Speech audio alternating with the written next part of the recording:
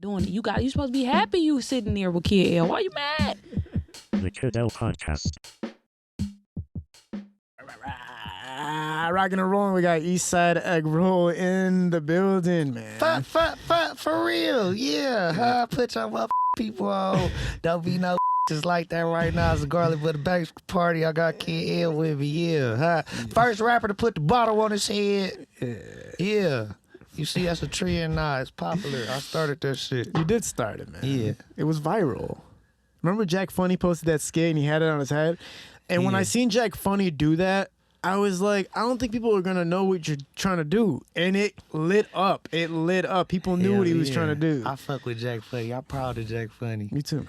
You hear me? Yeah. Jack Funny, I probably had like 50,000. He probably had like 13 or like 30 or some shit like that, right? Now he like at 336. You feel what I'm saying? It's quick. Followers went crazy. And he consistent. He humble dude. You know what I'm saying? He keeping me. I like Jack Funny. Man, I told him to quit his job. I said, quit your job, man. Just hell no. That's what I was thinking about. I just ain't want to talk about his business. You feel what I'm saying? But yeah, you know what I'm saying? He blew up on the internet, still going to work. That's honorable. It is honorable. I know he can make it. I know he can be that big thing from Detroit. Before we start, this episode is being sponsored by JBE Photo Booth. Yo, so if you need a photo booth for your next party, wedding, or upcoming event, book JBE Photo Booth. The package includes premium lighting, backdrops, props, gifts and boomerangs, personalized photo strips, and you can have the service for up to 4 hours. They also offer a digital photo package for $550. They also offer wedding videography, and the packages start at only $1,800. Call or text 734-363-2760. This episode is also being sponsored by iMount TV. iMount TV is a professional company that does TV mounting, camera systems, game mounts, and just about everything. You can check them out on Instagram, and I guarantee you they have a price that you can't beat. Check them out on Instagram at iMount_TV. March. Oh, I thought it was. Oh, you're right. They're coming on here to promote it. You're right. Yeah. Now, the interesting thing, like I said, is he posts a skit with a bottle on his head. In my mind, I'm thinking nobody's going to know what you're talking about. Eggroll's big, but he's not. No, I don't think that many people know. Everybody knew. It gets posted on all these platforms in Detroit. Detroit Rap News, everybody's posting the skit. Everybody knows who he's referring to, and it's you, which is a shocker because a lot of people think you popped up out of nowhere. Right. But you've been low key. You've been a part. You just haven't. Yeah. You just didn't get your name out there, and you hit your name. Your name eventually hit. I think Blender was one of the reasons that it hit. But talk about what it was for you. What do you think was the first big moment for you where people recognized you in Detroit? It was that car freestyle where I rap first day out. Mm-hmm. When I did that, it's like every time I would post it, right, it'll do numbers, right? And then like at the time I didn't even have a Twitter, and somebody showed me and it had like 1 million views on Twitter or something crazy like that, right? Somebody had reposted it, and then so like around the time when I shot the Blender video, I knew it was one of the ones, right? So we put that clip out on like No Jumper and like all those popping vlogs, right? Like Dizzler, I think, stuff like that, right? Yeah. And kind of built a buzz, and then hit it right back with the Blender clip, right? And then from what I was doing, and then already having a rapport, it like took off. Those two things were your first big breaks into Detroit music? Yeah. As far as like me personally, like making a living off rap, like that kind of like took it there. Yeah, man. Right. Everybody. Because like once the Blender video dropped, I was booked consistently. Yeah. Like still. Everybody was posting that shit. Sada posted it, and you rarely see him post something outside of his group, you know what I mean? And Sada and Doug posted that shit. Yeah, it's crazy. You feel what I'm saying? That was big for me. I was like, damn, but like, I liked it, that shit. It's crazy because just going off of social media, when somebody reposts somebody else's music, you don't see much engagement. But when they posted your song, everybody was tuning in. I don't care whose page this is. I'm going off this song right now. It's crazy to me. And everybody's tapping in. So you know you got the it factor at that point. You know people are fucking with me from other people's platforms. That's how you really know you got something, right? Yeah. I think it's compounded off the fact that, like, I got history with, like, a lot of people. Like, it's not just, like, I'm just a new artist and they found out about me from the song. Like, a lot of people I got, like, relationships with. Like, I'm really from Detroit, for real. Yeah. And, like, kind of, like, the interesting people in Detroit are artists. And I'm gravitated towards that. So I've been around this shit. So it's like, I feel I be thanking God I got a front row view to this shit. Yeah. You know what I'm saying? Because everybody who somewhat got a name, like, I done been around them or got to witness, right, them in action, and kind of like, it's inspiring. Yeah. I'm inspired by what's going on right now. Yeah. Detroit in a good place, right, as we should be. Yeah. And you're helping add to the variety of it, right? Because you're bringing something completely different to the table. Yeah, man. I like if you're an artist trying to make it, right, focus on differentiating yourself. You know what I mean? Like, I just played to my strengths. I knew I couldn't out gangster these niggas. I couldn't really out money these niggas, right? But I could out have fun your ass, right? I could turn up with these hoes. You feel what I'm saying? Niggas was tough as hell in videos. I started dropping videos with hella garlic butter babies, getting pages took, tripping on the internet, right? Take yourself serious, but you don't gotta take yourself so serious. I feel like a lot of artists get caught in the trick bag, giving off the energy that make people want to do something to you. I feel like I give off the energy, make a nigga want to invite me in this section. Have a good ass time, garlic butter gangster party. Yeah, when the first time I ever met you, I was doing a thing called the Louis Vuitton bag verification. Basically, I had bought a Louis bag and I didn't know if it was real or fake. And so we went to Crowd Freak and we went to Bankroll's Productions to host like a little verification of the bag moment. You hit me up right away. You said, I'm coming through. I said, all right, come through. The second I met you, there was an energy that resonated through the whole room. It wasn't just like, oh, this is the Eastside. I'm like, who is this motherfucker right now? Because this is like, boom, like I'm feeling every moment of you being there. You know what I'm saying? You brought that energy, just like you said. You know how to turn up. You might not be able to compete in other categories of Detroit rap, but as far as turning up, you are at the top level when it comes to energy. Even right now, you bring crazy energy to the room. I'm serious. Like, it's rare to see that. But, even the first time we met was crazy. The first time we met was... All right, so look, L. Controversial. Right, look, L. Controversial. Look, L, look. Controversial. I really wasn't fucking with you, L. Right? Because I feel like I was the first rapper you told on. I did not tell on you. Your caption, EastsideEggroll pulls gun on Kid L.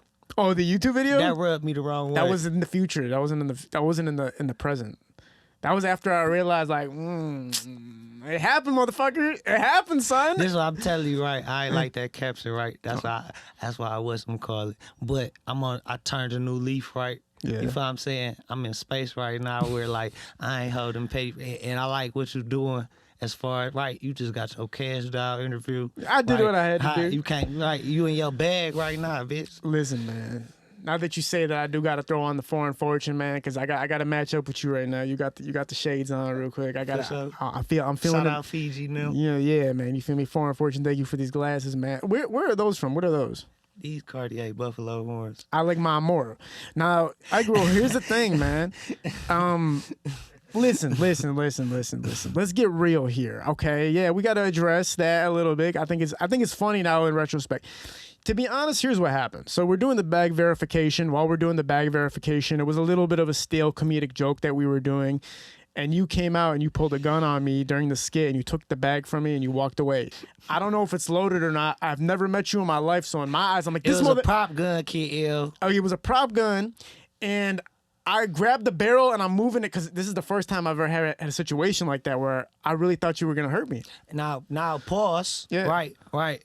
You had Maury Corey there, who could have been considered as a protective figure because that seemed like that was your friend, right? Mm-hmm. And you had the white boy and the Asian.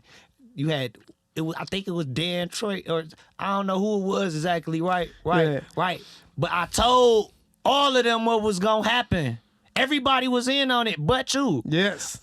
Before, Yes. right? So I'm like, so I ain't want nobody to whatchamacallit. And when you reached out to me, you was like, hey, bro, what I gotta pay you, right? To come create some content with me. I said, KL, I like your program, bro. Yeah. I ain't gonna charge you nothing, bro. I show up. And I showed up, right? Yeah. So I ain't had no fun. I ain't want you to feel that way. You feel what I'm saying? So like, but look, I start seeing little sneaky ass comments was right, like on people pay, like, I hate that guy, but he's gonna be famous. I did and I'm say- like, damn, dog. I did. I'm like, knock your hell. No, I loved you always. We The about to get situation. one So in. I want to walk you through that a little bit. So we're doing a comedic skit. You pull a fake prop gun on me. I'm thinking it's a real gun at the time. I'm getting scared, and then I felt very adrenaline rush and worried about what happened. Now, when I posted it, I didn't feel any type of way about it. But then I started getting phone calls from close friends like, "Hey, you can never let somebody do that to you. You can never let somebody do that to you." And that's when I think me and you started getting into it, where like we stopped talking a little bit. Like we're like, "Damn, like I feel a certain way, you feel a certain way."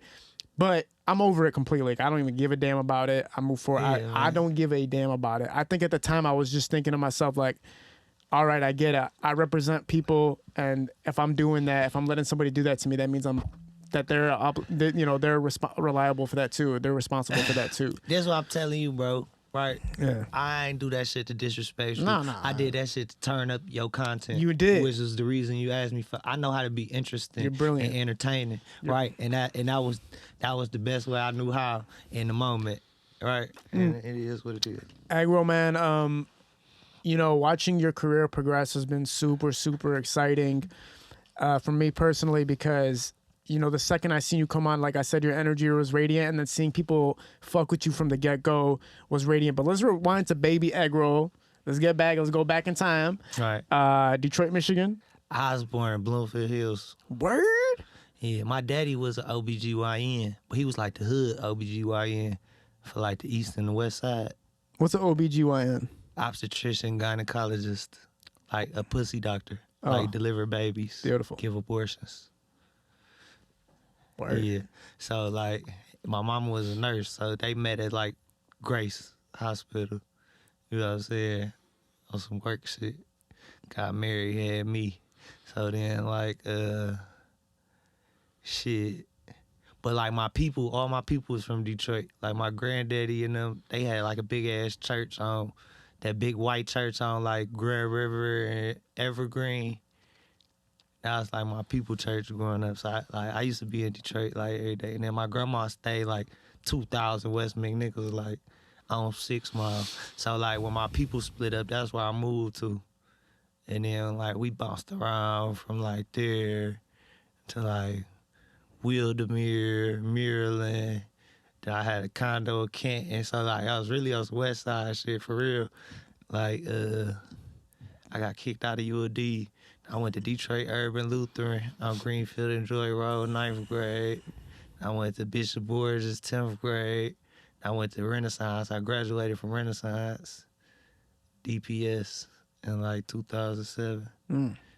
Got 30 on the ACT, full tuition, room and board at Morehouse. Graduated from there 2011.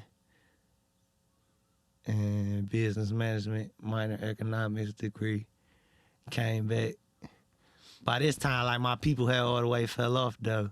My people fell off like probably like right before I went to college. So like it was like a blessing because like I ain't really had to get in the streets really too heavy because like I was at school, it's like a bubble. You know what I'm saying? And then shit, I came back and I was working jobs. My homeboy BG, my right hand man is BG. He had got a job at like a warehouse, like in Dearborn, doing printers and shit. Like, and they had the DMC contract, so they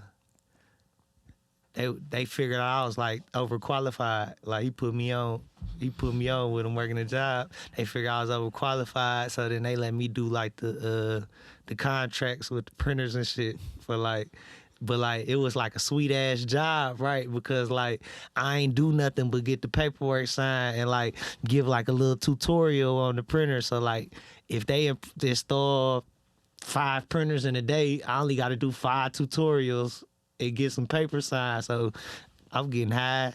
You know what I'm saying? I'm young. We ride around everywhere in Michigan, going to all the DMC sites. Then after that, like motherfucking when the contract was over, the DMC reached out to me and they was like, look, it's easier for us to teach you how to do computers than to teach somebody how to know all our sites and have been to all our sites and successfully work.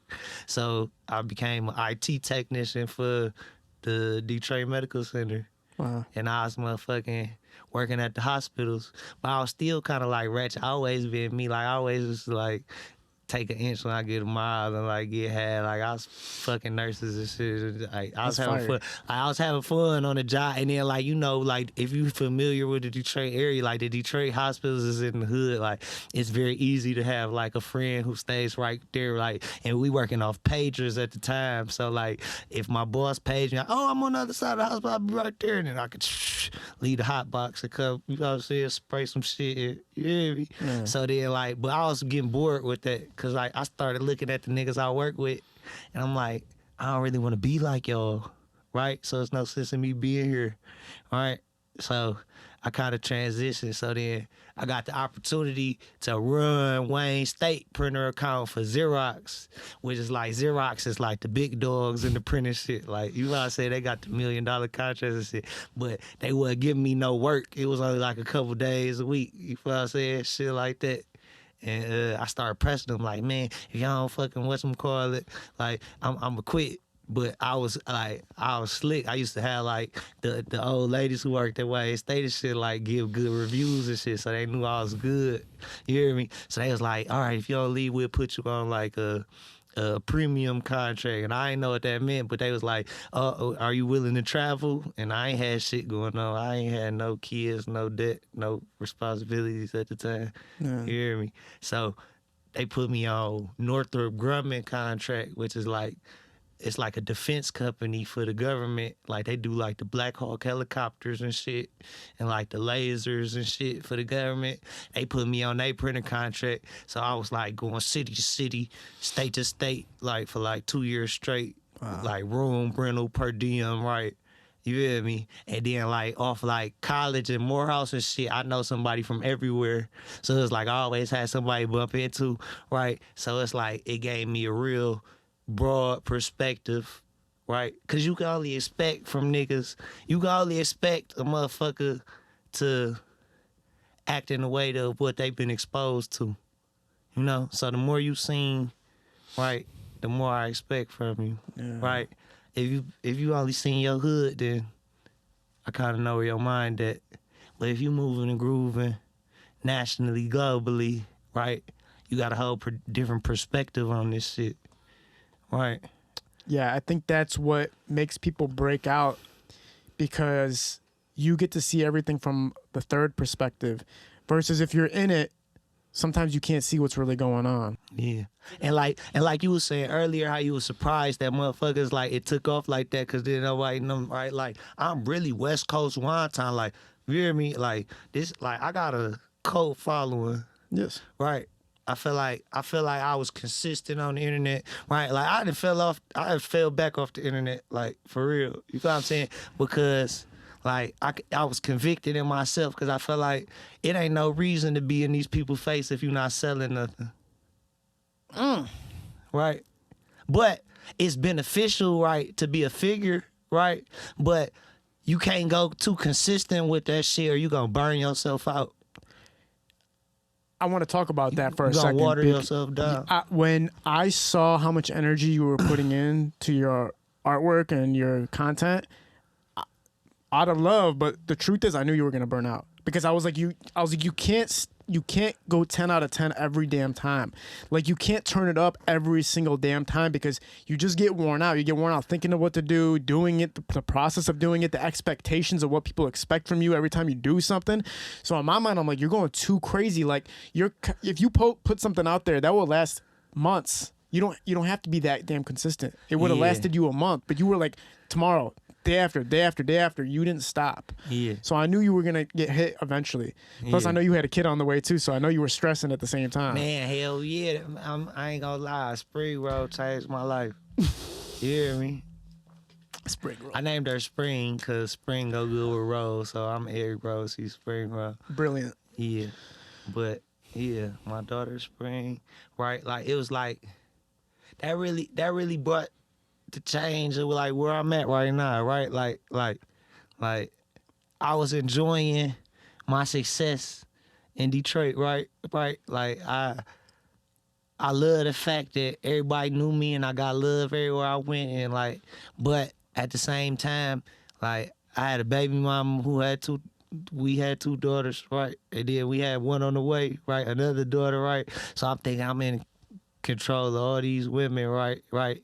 And I had a hood house, right? Everybody know who I am. I'm a distraction everywhere I go for real, right? Not even like on no cocky shit, but like if I get out at the fucking gas station to go pump, like it's gonna be 3 niggas like, what's up, bro? And that's like my brand is I gotta put your motherfucking people on. Don't be I'm not about to hold them because this shit changed my life. Like I ain't get to the bottom of quitting the jobs and all that shit, cause you know what I'm saying, we pivoted, but like I quit jobs and what's called it, right? And now my bills is paid off motherfucking me being me, which is the best feeling on earth. You know what I'm saying? So I wouldn't trade that for the world. And that's only possible because of supporters and the people I, you know what I'm saying, live around Detroit, motherfucking Cali. You know what I'm saying? All my markets. I got a lot of markets. All the routes, Ohio, right? And then like I really played Michigan the right way, right? Like them Kalamazoo's and them Battle Creeks, you feel what I'm saying? Flint. You feel what I'm saying? All them cities, right? If you go there and do good business, you'll be surprised how many be like, oh man, we fuck with so-and-so. Man, the motherfuckers act like they ain't want to fuck with us. They gave us 30 minutes to shoot the video and then didn't even post that bitch. And I gave them 5,000. And then I gave you this, and you come here and show me love and post my shit, right? That's all people be wrong, bro, right? I don't even like rapping with niggas, bro. You feel me? But then, like, features kept me alive for a year. I paid the bill, right? It made a way. Changed my life, you feel what I'm saying? Let me boss up. But I had all them girls on the way, right? And, like, I was like, I had anxiety about being in the hood. Because, like, you know what I'm saying? You don't know what happened.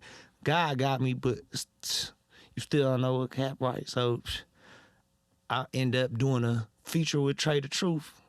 In Texas, Trey the Truth reached out the blue in the DM like, you know, I'm just doing my OG due diligence. The streets say I got Babyface Ray, I swear Vezo, Peasy, but the streets say I need Eggroll, so I suck with him. So he sent me some beats. I sent them bitches back, right? Same day, like fast. I went to Greenfield Plaza, you hear me, and fuck with Vito. Laid that shit fast as hell, sent it back. He called me back, happy as hell, like, whoa, and shit. 5 in the morning, he sent it back, right? So then he ended up putting his brother on there, right? You hear me? And I flew down there. His album ended up getting pushed back for like a week. You hear me? So he was like, I still want to put out the video, so come down here, we gonna shoot the video. So at this time, right, I'm in big blender mode, right? I'm going everywhere with the entourage, preparing for everything, right? Cause I'm skilled. I'm like no nigga gonna trick me, book me, right? Like you're not gonna book my travel, book my room as nothing, right? You feel what I'm saying? I do all that shit myself. Right? I keep the right people with me, what's them called, but I had trust for him because of who he was. So I went out there. He came to the airport. Maybach picked me up, right? I go to the boxing gym, meet the mayor, right? Doing all types of shit. We go out, shoot the video. That's fun. We go to dinner. Ross called, like, come pull up on me. You know what I'm saying? So we go to the turkey leg hut owner, Lynn. That's a cool dude too. I don't know if you heard him, but he got a whole bunch of cars, a whole bunch of money doing such anyway, present. But it was his birthday. He had Ross before him, right? Yeah. So we in there. It's all the Houston dudes, right? And they all $10,000 fist down. We in there dressed like street dudes. You feel what I said? But like I'm like in awe a little bit. So like I had a special liking for Houston after that. You feel me? So then like me and Trey little brother built a rapport. So that's like kind of like all right, it's like he talked me into coming down. At the same time, I knew I needed to change the pace, right? But I love living down there now. I got a big ass 4-bedroom off the lake, right? And it give me like the Hannah Montana effect. You feel what I'm saying? Like I can go down there and just be a regular nigga with my kids and go to Texas Roadhouse if I want to, right? And not be a you know what I'm saying, distraction and still come back. But sometimes, you know, like your insecurities, or you know, you might be thinking like, damn, is they still fucking with me? Right? But every time I come home, I see it's just like I left it. But that's because I built this shit. I'll be myself, right? And I make good decisions. I stamp shit. I don't sell y'all bullshit. I sell you what I believe in. I don't post everything or do anything. But if you see me on there, I believe in it, right? Yeah. And it's life simple that way. I know when I look at what you're saying right now, you know, there's people who stamp themselves in a city where you know, it's hard to wipe off that stamp. You know what I'm saying? Like, for example, like a Sueno, like you can disappear for a few months, come back, and everybody's still fucking with you. Some people don't get that. Some people, if they disappear for 3-4 months and you come back, that shit's on the decline and people forgot all about you, man. You know what I'm saying? But you stamped yourself to the point where you can kind of hop in, hop out, and be all right either way, you know? Yeah, and right, I ain't gonna lie, bro. Like, I ain't gonna say I got ADD, but like, I lose interest quick. Like, I can't get boxed in. Like, I gotta be able to do other things, right? So like, I know rap is, right, rap is really a tool, right? Because rap is a bag that you can make from nothing, right? And it can enhance any other program that you got going on. Because they paying attention and you got they ass. So if you come and fire rap, right, it's like a good way to direct. So if you a real entrepreneur and businessman, right, you supposed to have other shit on the flow. Yes. Right? My guy Theo, right, out there in Cali, Tez Buds, he's like a very instrumental. Like my first Cali runs, right? Like when I was doing the no jumper interviews and stuff like that, and going to Cali a lot, right? My guy Alex from Ain't Nobody Cool, he introduced me to him, right? And we kind of like, he didn't know who I was at first, right? So like I came in with that same energy that I had with you, right? Like I do, right? And so he seen it, right? He had me in his distribution warehouse with 100 bowls. Feels like I'm swimming in the bowls. Yeah. He laughing and like he liking it, right? But he not knowing if the music adding up, right? He from Nebraska though. You feel what I'm saying? So he said he ended up going home and like ride to my shit. He was like, damn, I'm fucking with this shit. So then by the time I came back to Cali, he was on some shit like, man, let's come up with an idea, right? Get you a strain. So that's when I came up with heavy duck sauce. You feel what I'm saying? That's, you know, I got like 4 strains. Yes, in I've the seen cookie. All right, so heavy duck sauce was the first one that like went viral in Cali. Like I didn't post it as much, right? So y'all can know because they was gonna take my page. Cause like I'm already infamous on that bitch. So like they be watching me, and then I got motherfuckers who will report me just cause like those pages. You know what I'm saying? Like you've lost a page before, right? I've lost like 3 pages before, right? Yeah. I was the Jigga Man at one point. I thought I was a porn star. Yeah. You know what I'm saying? I was fucking on camera, all that up in that shit. Oh my shit, God, I forgot all about that. Yeah, I don't remember. I'm turned for real. That was crazy. It's really fucking like that. Yeah, you were going crazy. I had different stages in my life. But, you know, we all grow. We got daughters and shit now. You feel me? Yeah, your videos are always turned up, man. The women in it, everything you're doing in it is wild. But I remember I just like a good time, bro. I tell you my philosophy on videos, bro. Right? I wait till I'm booked for some shit that's actually gonna be sweet, or I know for some sweet shit going on. I call my guy Visual Suspect, who happened to be with me today here in the background, bro. Right, and he know how to capture me, cause like we got it out the mud. Like when we started doing videos and shit, like I ain't had no like I had a name, like niggas knew who I was, but it wasn't like that, bro. I had 3,000 followers forever, bro. I went from 3,000 followers, bro, before Blender came out to 50,000 in 3 weeks, and then lost the page. Yep. And then ran another page back up to 55,000 in probably 3 months type shit. Yep. You feel me? I remember. Right. And My favorite shit that always sticks in my mind is like, you're a police caller. You're the worst type of person. oh, that's my Wasabi video. That was at Drake's birthday. That was yeah. at Calico Battle. It was at Drake's birthday party battle that he threw for himself. He had Calico come. Yeah. Yeah. And we was at the motherfucking, we was at the Westin in Long Beach, I think, and they had them duck boats, right? So I tried to pay the nigga cash, like, here, bro, we just want to shoot the shot, right? He was like, no, go through the app, right? So I was like, fuck it. And we just got on the bitches anyway and shot the shot, and I didn't even know the cameras was going, right? I was like, yeah, that's everybody's favorite part of that video. What is your ethnicity? My daddy from Bangkok, Thailand, and my mama chocolate. Okay, yeah. So I think there's another cool thing too is that you add a variety too. Like, do you have like an Asian fan base? I do have an Asian fan base, like in the Bay. Like the Asians in the Bay fuck with me. Like in Frisco, like my man's Gleesh, Red Envelope Boy. I got some Asians out there for sure. Yeah. I told you I done played the suburbs and the gutter of the gutter. Like I blew up on East 7 Mile. That's why I'm Eastside Eggroll. Like 7 Mile motherfucking Mitchell the Monarch. You feel me? Like that's where like I got a name. It was famous. Like I'm a erotic city. Like you feel what I'm saying? When my man Spud was pressing, like we was making songs together, right? So I kind of seen like through his run exactly what was going on, right? Like in the music game, I'm the type of person like that vicariously learn, right? I'm a knucklehead. I gotta bump my head to learn a lot, but at the same time, I'm good at watching other people and seeing their mistakes or seeing what they did good and being able to adopt that to my press. Yeah. People like to fake like they don't learn from their friends. If you're not learning from your friends, why the fuck is they your friends? Right?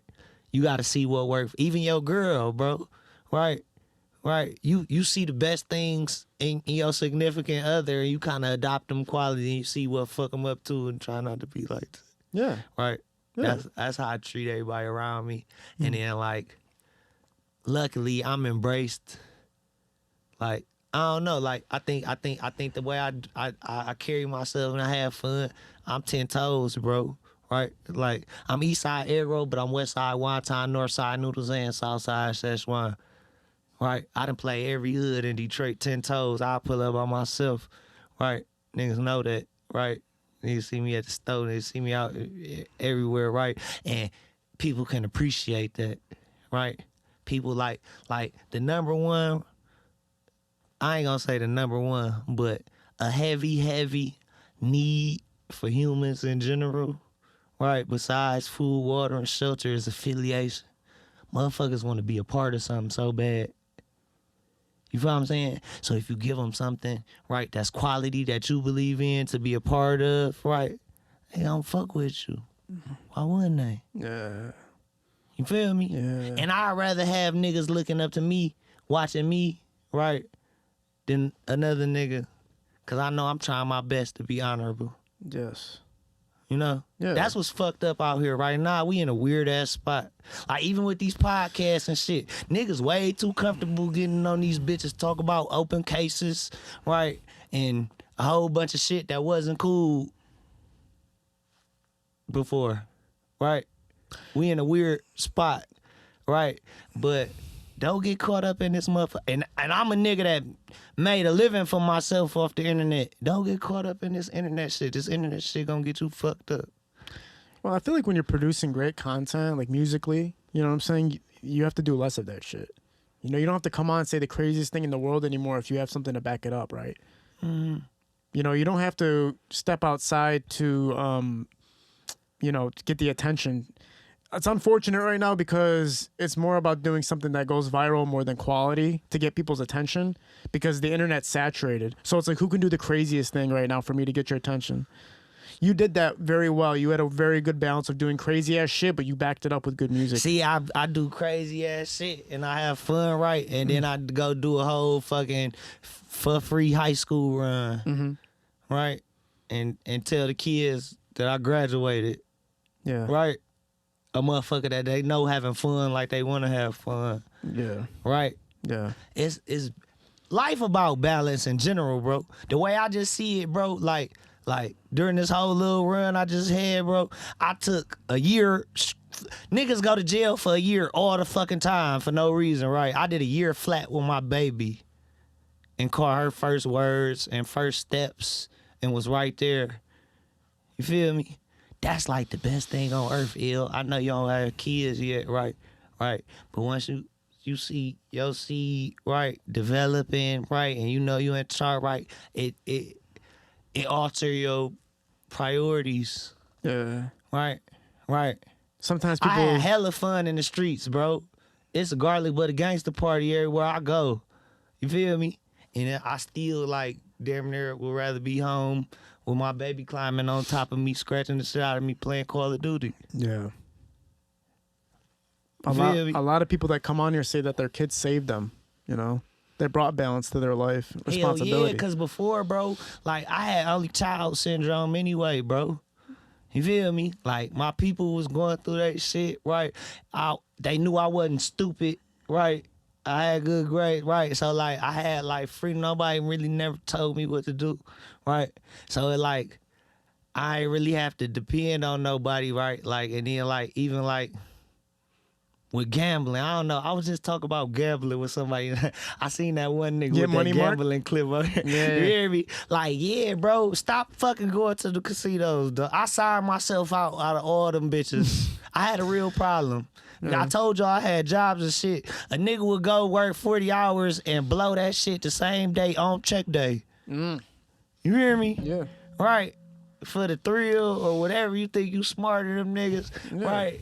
Ain't nobody smarter than them niggas with the platinum cars and them niggas that lost hundreds of thousands. For real. You feel what I'm saying? It's really like that. I done been a cooker, full blown cooker before, right? And ain't nothing worse than cooking yourself.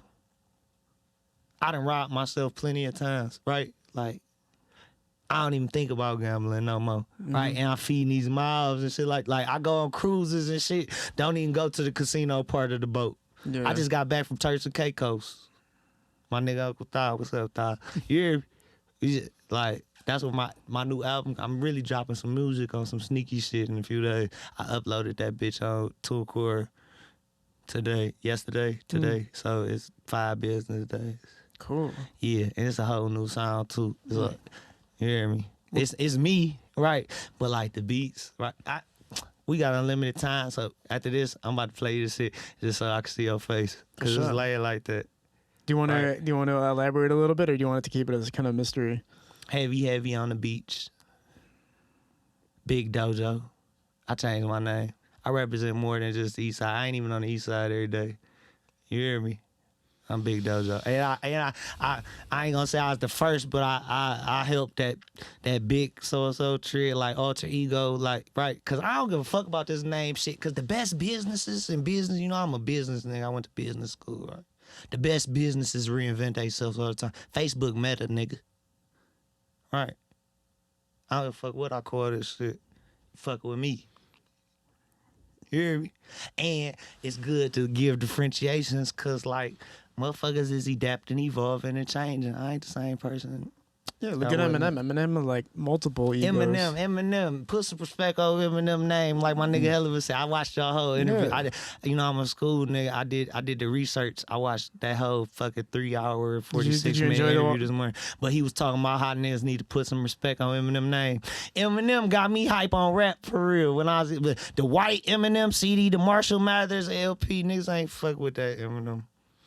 I am whatever you say I am. If I wasn't, then why would I say I am? That's like, I went, like, my daddy was a high roller at the casino. My daddy blew $1 million in the casino, too, so I had it in my blood, too. You know? But my daddy used to have sweet tickets, right? And my child, like, to any concert you ever wanted, any game. He blew $1 million? Huh? He blew $1 million? Yeah, my daddy probably blew $1 million downtown, for sure. Damn. Did it make things harder for you guys, or was it just like another day at the office for him? Hell no. Bro, I stayed in the Econo Lodge before. Like, over there by motherfucking Madison Heights. When My daddy was driving an Astro van, but he could make 5,000 in a day. You know what I'm saying? But he had tax bill, like the shit was crazy. So like I always like I can't say that I had no like ghetto ass like role models like my auntie, my mama blood sister, like she was Coleman, one of Coleman Young's first hires. She's still a city employee. You see what I'm saying? Yeah. Like Kwame fucked her up when he lied. She was part of like not the appointees, but right up under the appointees. So then she was tired of this shit. So then when they spanked everybody, like they like suspended her shit, but the city knew she was a star player, still gave her a job and re-rocked the shit, right? Like, and she's still there to this day. Like, I love Detroit. I ain't never had no problem with the DPD. The DPD did do some hoe shit like 2 days ago though, right? My man said pick me up in a G-Wagon, right? 5:30 aboard, 3 hoes. You feel what I'm saying? We got flicked in 5 minutes, nigga went to jail. Damn. You hear me? But I also got flicked by the DPD before, right? Sleep in front of the fist. You know where the fist at? Yeah, the statue? Yeah. Yeah. I was right there asleep, right?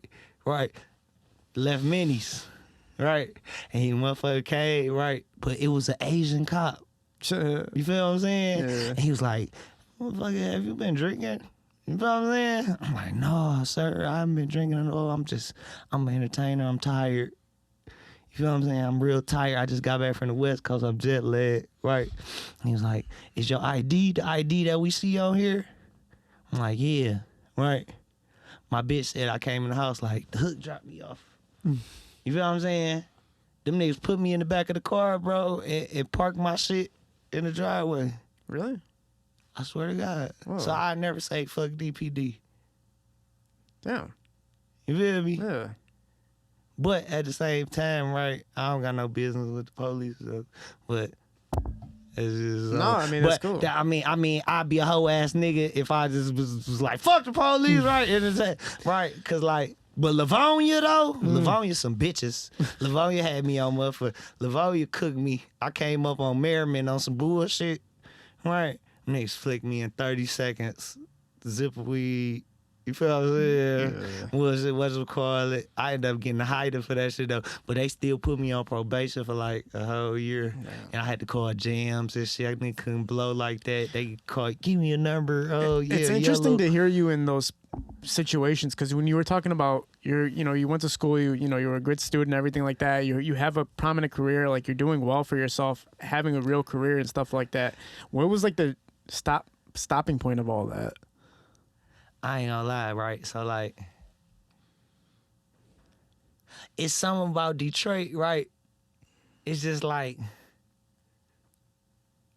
if you cool around this bitch, if you really cool around it, somehow or another, right, you gonna get infatuated with the streets. So I always been infatuated with the streets, even though I had good upbringing and shit like that, right? But like, I always knew in my deep heart of hearts, right, that I wasn't never made or born to be a career criminal, right? So you had the wherewithal and the nuts to probably get away with something, but you know, you don't need to be doing this shit consistently because you only end up dead or in jail. So it's like a little roulette game, right? That niggas play, right? But ultimately, it's like you work jobs, right? And then like I always used to get into it with like older white people at my jobs because like I make shit look fun, whatever I'm doing, right? I'm gonna have a good time doing the shit, right? So like I might make the job look fun, you might get to hating on me, and when you try to cut into me, I might be like, fuck you. You know what I'm saying? Cause like I'm cut like that. You feel what I'm saying? You're not about to little boy me. Like, I told you, my parents ain't even checking me like that, so you're not about to check. Fuck you. You feel what I'm saying? So I always had the attitude my whole life because I can get another job from laying like that. You feel me? So, like, it got to that point, and then, like, you grow to a point as a man where you just like, why am I running another motherfucker program? I got to get in a position where I'm doing what I need to do for me. And everybody, that's not for everybody, right? But it's for me, right? Yeah. I enjoy being able to wake up and do whatever the fuck I want to do that day. Even if I want to procrastinate that day, I got the option. When you left your job, when you left your career, now you're pretty much in the streets, right? Like as far as how you're making your money and stuff like that? For lack of better words? Yeah. So it kind of happened. It kind of happened like that. Like it was probably like, all right. So look. So by the time I end up quitting my jobs for real, like I had a daytime job at fucking this printer company, right? Called Marco. They from the Midwest. You feel what I'm saying? I had a daytime job with them, so the same shit I was doing with Xerox state to state, I was basically just doing in Michigan, right? And then at nighttime, I was working at Penske.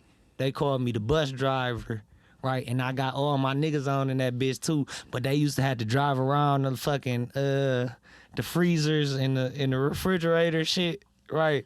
And like pull the groceries for the orders for all the Kroger stores in Michigan every night. Wow. And I used to like damn near like direct the traffic, and it would like if a nigga was bullshitting, it alert my computer, and then I like take him off the shit. You know what I'm saying? And I passed out the equipment to Nick. So like everybody else like get damn near doing like some like field slave labor, and I'm kind of like just like, but I'm working both the jobs simultaneously, doing OT on both of them, right? Which is like very grueling. Yeah. So I'm like eating Adderalls, amphetamines, right, to stay up, to be on time. And I just know I could whatchamacallit, right? But I'm making about probably like 6,000 plus after taxes, right? A month or week? A month, right? So it's like, that's good money to a regular motherfucker. You feel what I'm saying? So but I don't got no off days. I can't do what I want to do, right? And I'm like, man, this just ain't no quality of life. You feel me?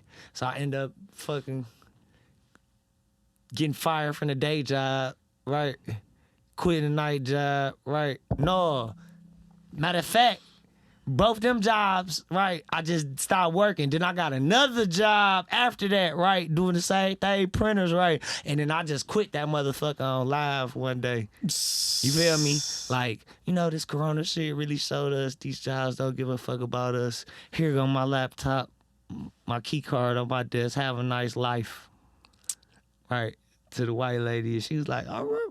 She's all right, well, go ahead. Like, she wasn't mean about it, but I really wasn't even trying to get off on her, right? I was just doing it for the gram, just so niggas know I quit my job, right? So just turn up the rap shit for real, right? But like, yeah, bro, I caught some classic stunts on the internet, right? I know how to captivate these niggas, but like, it ain't all about gimmicks, right? I got good ass music behind that shit. I would have was for real, right? But gimmicks help though, right? You gotta this shit entertainment. These motherfuckers want to see something interesting, right? No, I have a guru, and my favorite thing he ever said was like, the reason I even saw the guru is I was like going through heartbreak at a certain moment in my life. Like it was a very, very strong heartbreak to the point where I didn't know what to do, right? So I'm looking on the internet, like, what do you do about heartbreak? And this guru pops up on my screen, and I start listening to him about heartbreak. I'm like, oh, fuck with this dude, and I keep learning about it. Next thing I know, I'm becoming spiritual in different elements of my life that I never fucking anticipated. Like, I'm just learning about myself in different avenues, all the fucking things about my life and personality and who I am and how I became. You sober and shit. That's why I ain't offer you no liquor. Oh, no, yeah. I'd been like, here, take something. No. I already knew what it was. So the thing that was really great that he said one day when I got really deep into spirituality, he's like, see, you're here because I hooked you with something. Love is not as important as people make it out to seem when it comes to a man-on-woman relationship, but we magnify it. So he's like, that was my hook to some people. Some people wanted money, so that was the hook that I used to get people into what I'm really doing out here. Some people wanted to become successful with friendships, so that's something I had made a post about to get people to lure into the real shit. So I think artists are like that too, and entertainers like that too. You might have hooked somebody with some shit that's like kind of crazy, kind of out there, it's viral moment type shit. But then you brought the real substance, which was your music. Damn. At the front end of it, yeah, Eggroll's crazy, Eggroll's exciting, but at the back end, it's like I got great music. I feel like I'm the first nigga that sold the streets of Detroit a personality, no kit. You feel what I'm saying? Like, I wasn't stunting on these niggas or nothing. I was just having a good time being in places that you could recognize, right? Turning up. You feel what I'm saying? But that's just me personally. That's how I feel, right? But I ain't in competition. I ain't got no point to prove, right?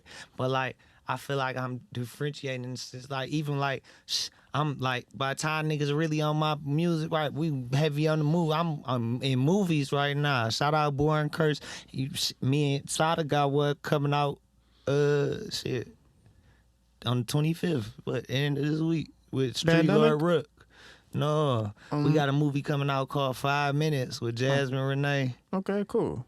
Yeah, it's good. Yeah, the movie scenes. The Tubi movie scene blowing. And every city got their own little shit going. Like, it's Houston Tubi movies, it's Detroit Tubi movies, right?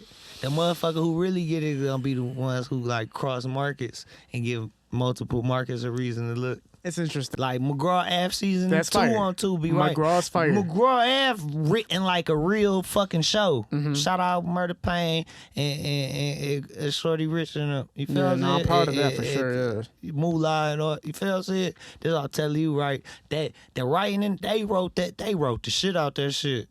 You hear me? I've been on that lately. I've been on that motherfucking BMF, right? You got Paramount Plus. Yeah, of course. You got you watch Mayor of Kingstown?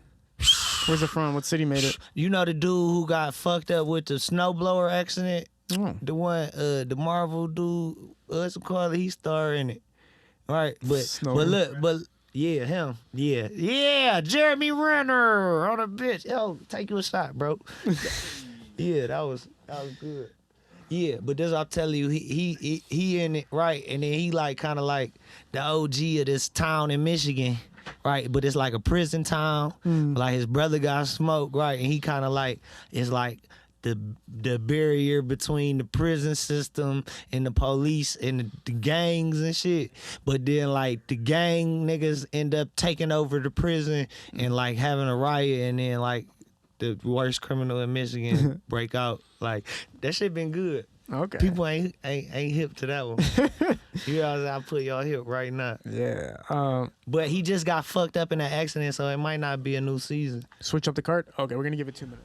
Like, just big straight hair. But the number one thing, bro, is like, I was paranoid as fuck that I was gonna be like one of those guys with long hair that has like a bald spot. And I was like, I don't wanna. This the only time, right? This shit worked out for me. Before in my life, every time I used to get braids, right, I used to go to jail. Really? Yeah. Like, not like on no like long time shit. Like, I'm talking about like for the night type shit, or like get booked. I'm like, you feel what I'm saying? But I felt like it's because I was losing my Asian luster. You feel what I'm saying? Cause I was too niggered out at that point. You know what I'm saying? Like I can't be like, my last name sometime like, all right, Allen Iverson, get your ass in the back. Hands behind your back. Yeah, I swear to God.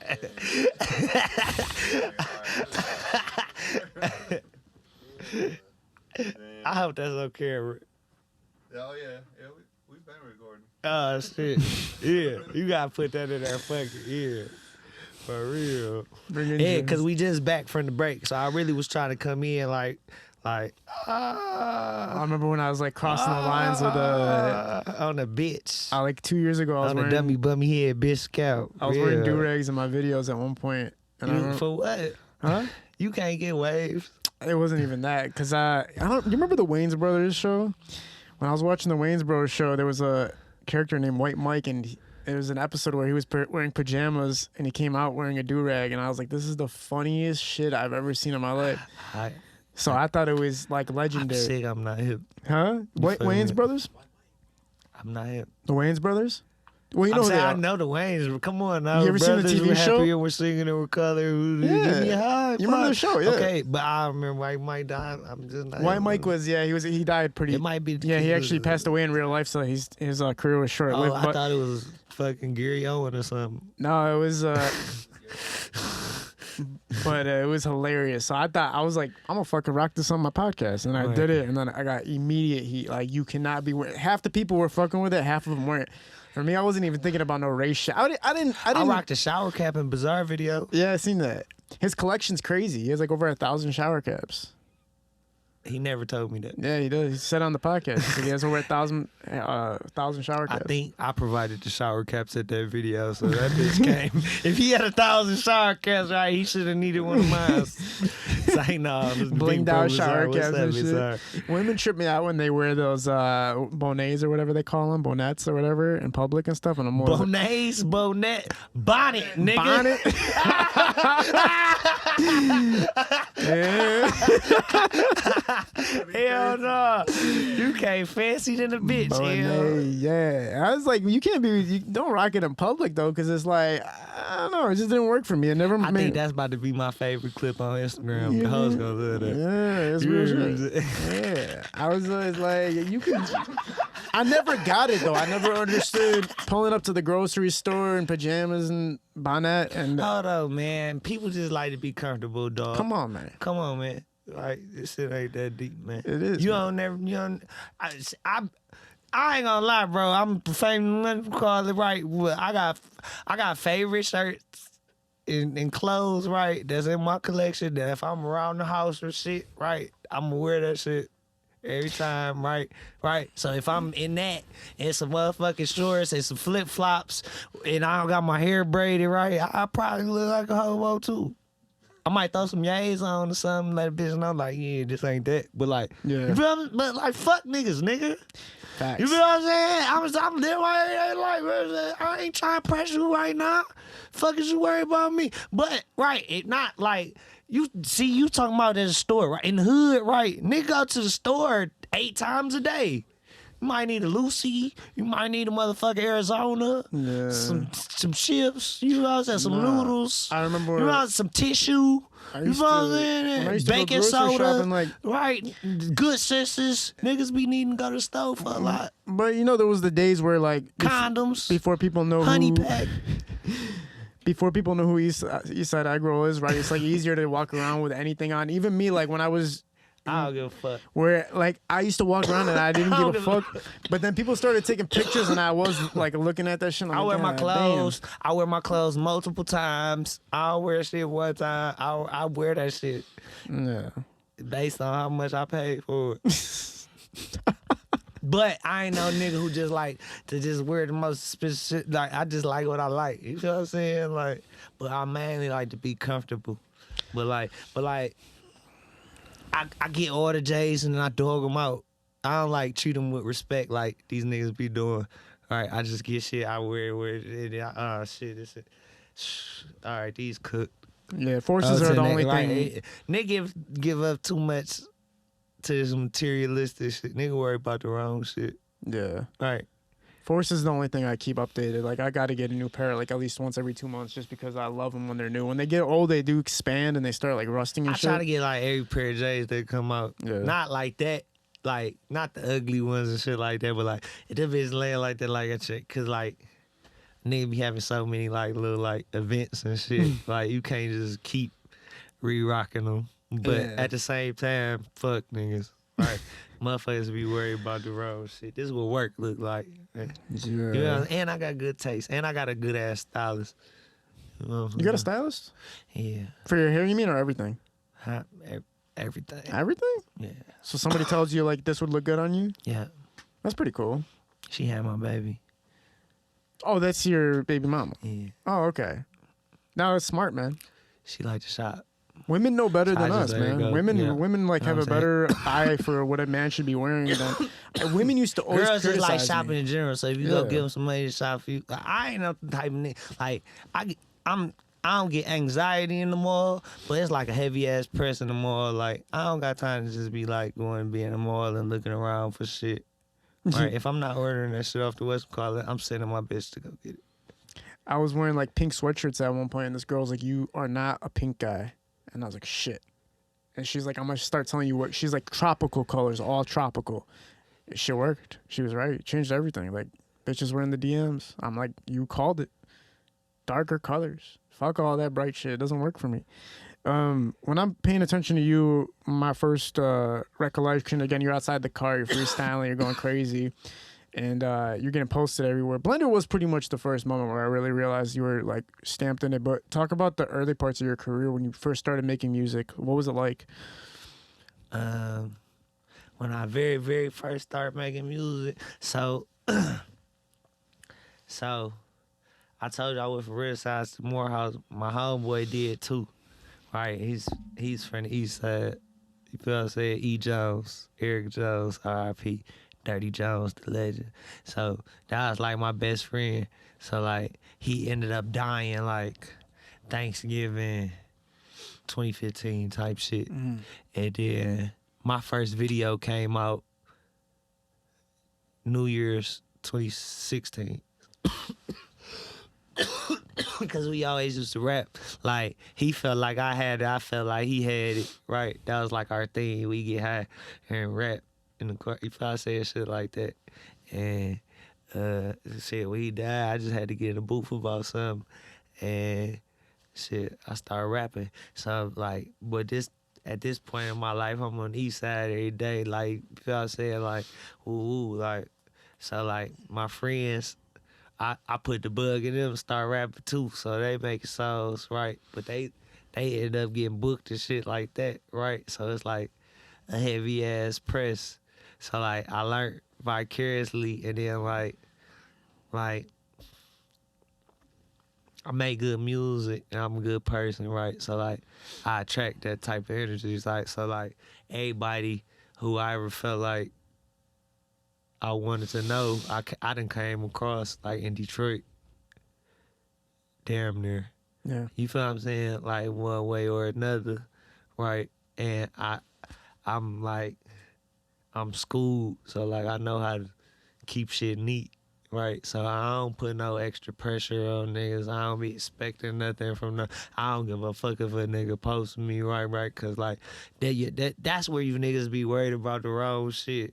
Right, you try to press a nigga and like your shit, make better music, right? Or give them something they believe in, right? If a motherfucker believe in something and fuck with something, they're gonna post it and tell all their people because they gonna feel like it's cool, right? Right? If your people not fucking with that shit ain't cool enough.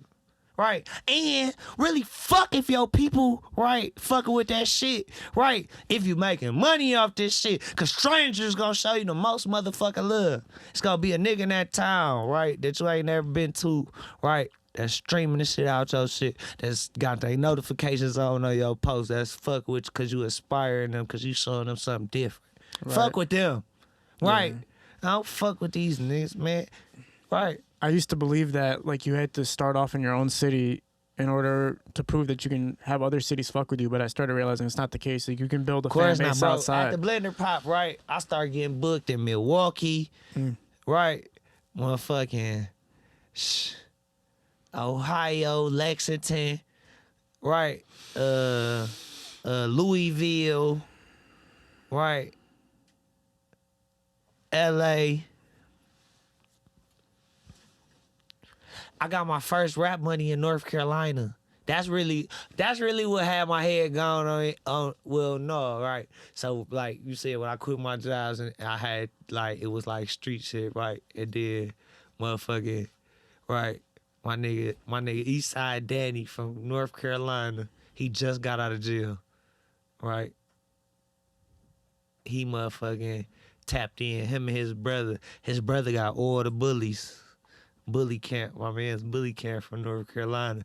They like Mexican, I think, and black or something. You know what I'm saying? They motherfucking tapped in with me. They gave me $3,000, an Airbnb, right, and some party favors, right, for like 4 days. You feel what I'm saying? And I had like, I was on my last. I did some bullshit. Made a couple dollars, right? Like, paid my mama like $200 to drive the car down there. You feel what I'm saying? Like, you feel what I'm saying? And them niggas hit me with the 3,000, right? I'm talking about this shit for rapping. And I was comfortable the whole time. I'm like, riding on the way home, like, it's nothing else I want to do with myself. You feel me? Like, I was on that. I made my song double, right? Right. I had been listening I had just found out who Larry June was. Larry June, an Aries like me, my birthday, April 5th. I know he say that Aries shit. I don't know what his birthday is, no shit like that, but like, you hear me? Like I had just found out Larry June. I much call it. I was in that one bag. You hear what I'm saying? I made my song double, nigga, on the road back, right? With the 3,000, I just took the risk and pulled up dolo, right? No strap, no motherfucking drugs, nothing. I came clean, no niggas with me, right? Cause I thought the energy was good. I was right.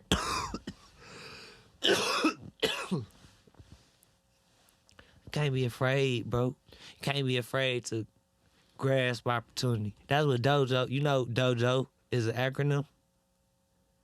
Defying odds, jugging opportunity.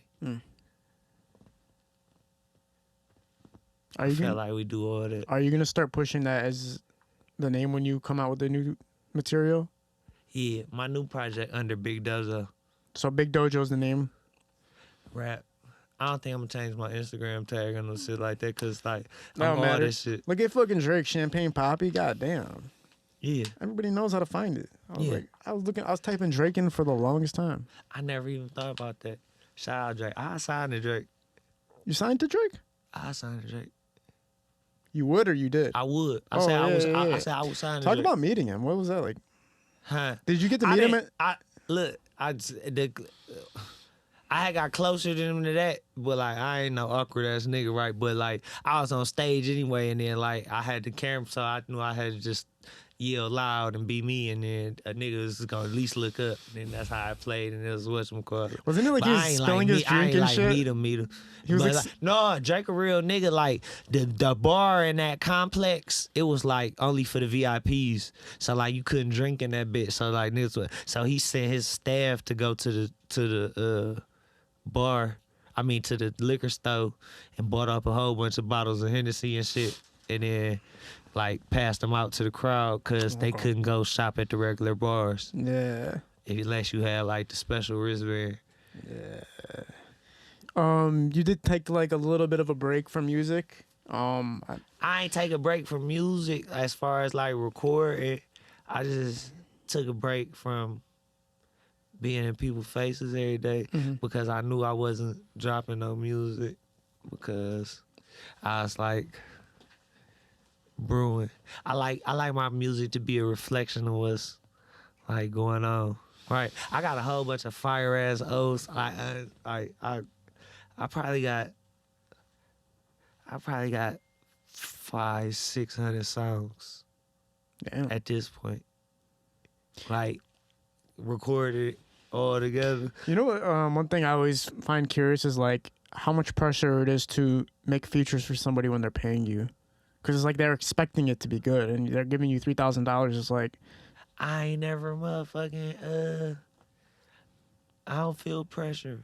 I ain't never like had a nigga give me a feature back like, nah, bro, that wasn't it. Ever. Nigga be enthused when I send that motherfucker back. But I be enthused when I be rapping on that motherfucker because you just fed my family. You feel what I'm saying? Like, you made this shit easier. You know what I'm saying? Got my bitch nagging a little bit less. Like, thank you. You feel what I'm saying? Like, I hold niggas in a high regard. And that's it. Like, if you shop with me, I'm trying to make you feel like if you hold me in a high regard, I'm gonna hold you in a high regard. Like, let's keep this shit neat. yeah, I remember like when my girl was with me, we were together for like 7 years, and I was trying to break into the industry, and she's like, "When you gonna give that shit up?" Nah, my bitch ain't believing me neither. For real? Hell no. No, she believed in me once. money comes. Your lady ain't gonna believe in you until you motherfucking start paying bills off that shit. Yeah. And icing tabs and shit. Then she gonna understand and make accommodations. But before that, nigga, it's just a dream. Right? You can't believe her. You can't expect her to think this shit. Man, you feel what I'm saying? Cause it's a nigga at the point where you a struggling artist trying to make it, it's a nigga who ain't thinking about being an artist getting more money than you. That's what you gotta know. Yeah. So if that hoe stuck with you, she a real one. Yeah. I was like delivering pizza and shit at the same time. I'm like, I'm gonna break in, you're gonna see it happen. She's like, nobody gives a fuck about you. I would be like, take a picture of me with this gear on. She's like, nobody gives a fuck about pictures of you. She was right for a long ass time, I ain't gonna lie. She was right. But at the same time, but it it's ain't like, like that right now. huh? It Right ain't like now, that right now. My DMs, man. Shit. Exactly. And if it get like that, it been like that. No keezy. Exactly. So you knew, right? That's all that matter. Fuck niggas. You feel me? That's how you gotta look at it. Let's take a second for the phone call, man. No, I ain't Somebody's gotta- calling you right now. It's got to be It's for important. sure my baby mama. Yeah. I'm about to put it on silent though. Um. But I love you though. Yeah, man. But women believing in you is an interesting thing, right? Because it's like at the same time, entertainment industry is like you have a 0.01% chance of succeeding and making a name in it. It's just so saturated. It's so hard. It takes so much commitment. And then you're dealing with a woman that potentially wants a family, and you can't give a woman a family based off a dream. There has to be an income. So once they see the income, then it's like, okay. I ain't gonna lie, right? I ain't gonna lie, L. Right? You not. All right. Say what you're gonna It's say. a lot of motherfucking people, right, in bullshit situations that bring kids in this world, right? Right. So you know the type of person you are. You're a good person, Thank you. right? So, right. If you had a kid, right, it only make you want to do better and be a better person for that kid, right? So you can't say that, right? Because, right, that might be your blessing. The kid might be your blessing, right? It might give you that last bit of discipline that you need, right, to really, right, enhance your priorities and take the shit to the next level. Yeah. You feel what I'm saying? Cause you don't plan for, like, I ain't playing for my, right? You feel what I'm saying? And I have been taking care of kid, like, you feel what I'm saying? But like, when you like literally see the whole process from start to finish, it's like, it changed you as a person. Like, I could see how motherfuckers with kids looked at me as irresponsible before I had kids. Mm-hmm. Right? But at the same time, it's nothing to look at like, because it's like the most beautiful thing on earth.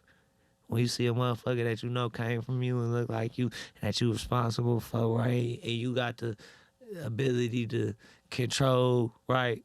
They temperament and how they gonna approach life, right? And you don't have to feed them lies and shit, right? Because we was fed lies. We was fed a lot of lies, right? But it's at a time and place in society right now where you don't gotta feed your kids them same slave bullshit lies that your parents did. And I don't gotta elaborate it more than that. But you don't, right? It's a choice to this shit. Right. Yeah. And if I just focus on what feel right, bro. You know? Right. If you stay in the bag of what feel right and you understand that it ain't no motherfucking shortcuts to this shit, right? And you stop looking for the escalator or the elevator and take the stairs, right? And be happy you in a better position than you was 6 months ago, right? You gonna have fun with this shit. Yeah. I have a ball, bro. Right? And I've been having a ball, bro. I had some of the funnest nights of my life with $60 in my pocket, bro. That shit don't make or break me, bro. The pandemic showed me, right, that money wasn't everything, bro. Right? Because you could be with a nigga with a 10 ball, a 5 ball, right? Right. I had QP money on me, bro, 1,000, right? But niggas with me. You feel what I'm saying? Like, it's in you, not on you. Yeah. Right? And it's about how you carry yourself. Right? But confidence comes from believing in what the fuck you selling. Yeah. Right? If you cooking a motherfucker, you gonna have some apprehension. If you selling some shit you believe in, bro, it's gonna sell itself if it's straight drop. It just is what it is. Yeah, man. Some people have the talent and they just don't believe in themselves. Some people believe in themselves and they don't have the talent. It's like It's just a mix of all different types of bags, man. But consistency always proves all. You don't want to be doing this shit forever and not seeing something in return. But at the same time, sometimes that last moment's the moment you make it. It's tricky, bro. All right, so look, L. My philosophy with this shit is like, these rap niggas gonna try to make their problems your problems. Right? The key to this shit is being cordial enough to work with whoever it makes sense to work with, and you can be around everybody, right, without some fuckery popping off, right? But not being tied in with another nigga, right, to the point where they see somebody else's face and expect to see you. Because we all men and we all got different life experiences, so you can't expect no other person to react as you would in any given situation. Yeah. Right? Yeah. And as long as you keep it neat as that, right, and press your own line, right, put out quality shit and mind your business, right, it's no real reason, right? So at that point, right, you ain't giving off the energy to gain disrespect. So disrespect come, we violate, we demonstrate. You feel what I'm saying? It's Yeah. regular shit. But like, nigga don't even have to be on that, bro. A lot of bullshit ass problems come from where you choose to exist, nigga. I've been talking that choose to exist shit for a lot of shit. You feel what I'm saying? Right? When you go out of town, right? Why the fuck is you trying to see another nigga fucking hood? And you came from the hood. That's stupid. Right?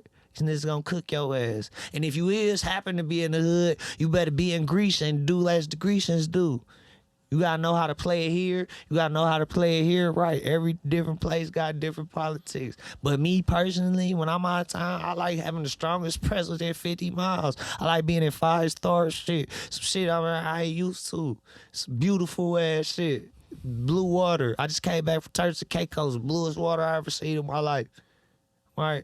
Changed my perspective on this shit. It's nasty as hell. It's salty than the bitch, right? You feel what I'm saying? But it's blue. You still gonna dive in it because it's so it's like a blue motherfucker blue. Yeah. That sounds nice, man. Was that kind of like a vacation for you? Hell yeah, kind of like hell yeah. Anytime you playing an island, you got to soak up where you at in life, what's going on, right? What'd you get to do over there? Huh? What'd you get to do over there? I was relaxing, man. My homeboy, kind of like took his whole family on a family reunion type shit, invited me type shit. You hear me? So I went, and we went to San Juan, Puerto Rico,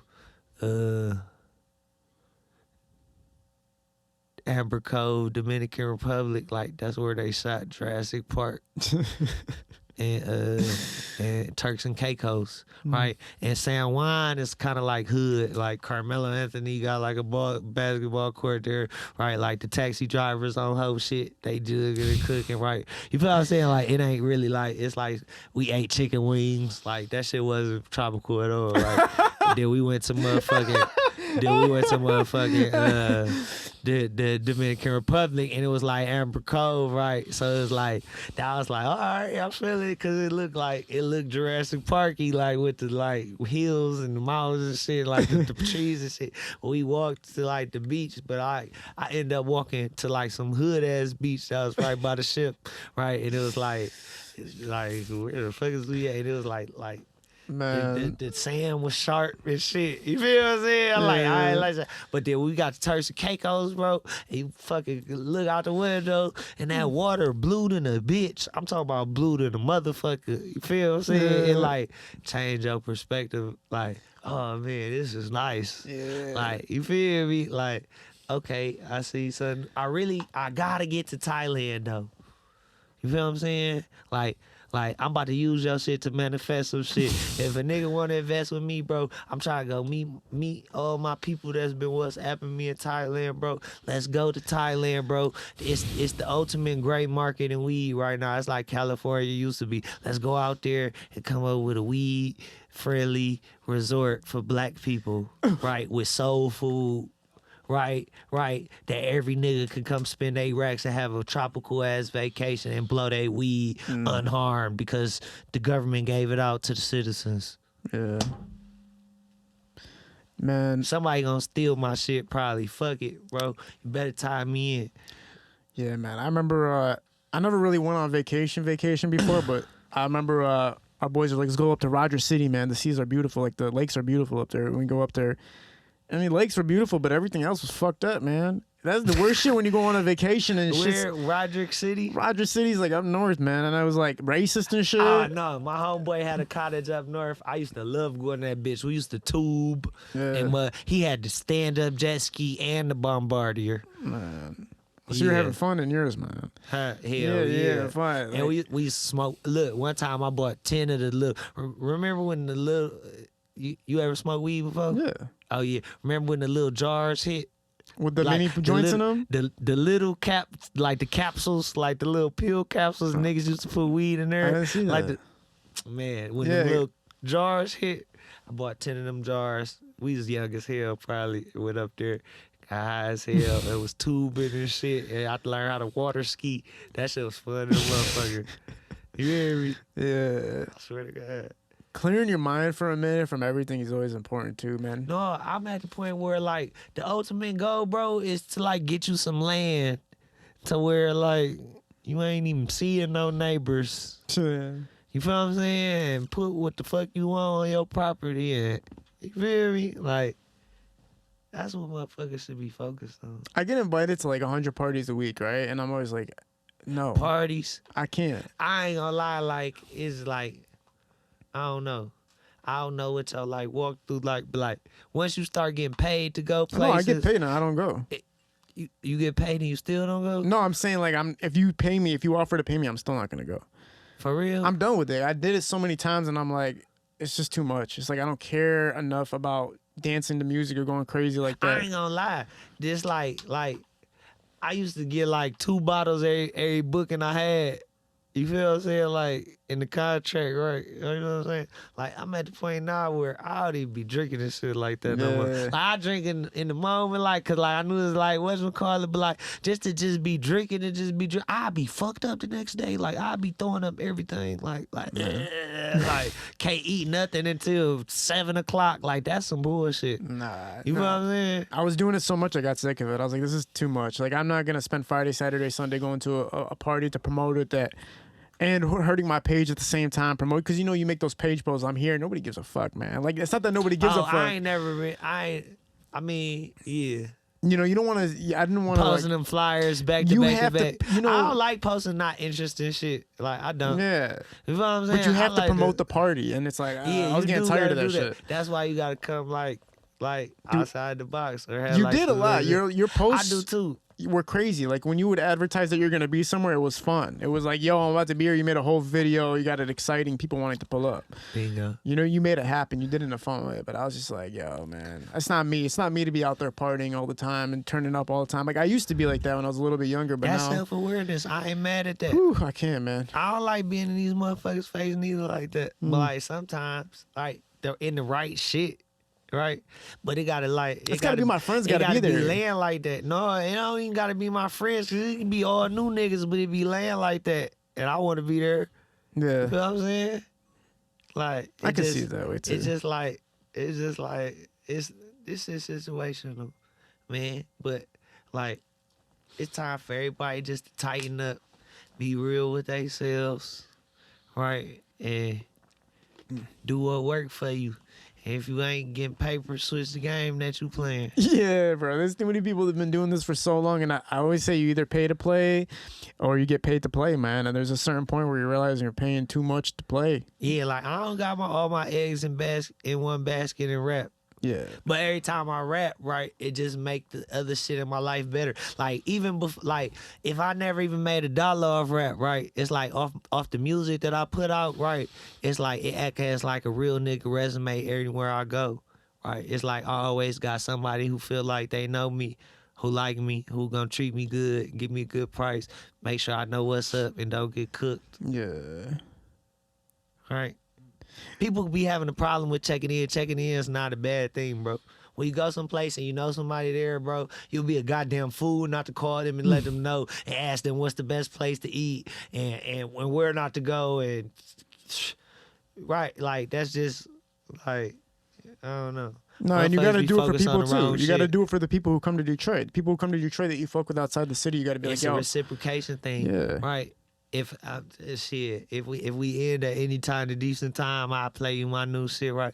I really came whole different sound industry shit, but I do got a song called Check In, right? It's gonna make niggas feeling good about checking in again. That's what my big bro Gotti Finkel said today when I let him hear this shit. I remember the first You know time what I'm I saying? He was learned. like, man, this shit gonna make niggas feel good about checking in, cause that's how I really feel, bro. Nigga, if you ever out of feel me, like nigga. If you check in with me, I'm gonna make sure you straight. If you check in with me, I'm gonna help you get paid. You know what I'm saying? If you check in with me, I'm gonna send them your way. Right? If I check in with you, just do the same thing. Yeah. Treat others as you want to be treated, bro. Right? Treat a nigga with love and respect. Make sure you got his best interests in mind. Keep him hip to some shit that you know, right? And then, like, when you go there, like, it should be neat for you. Yeah. Right?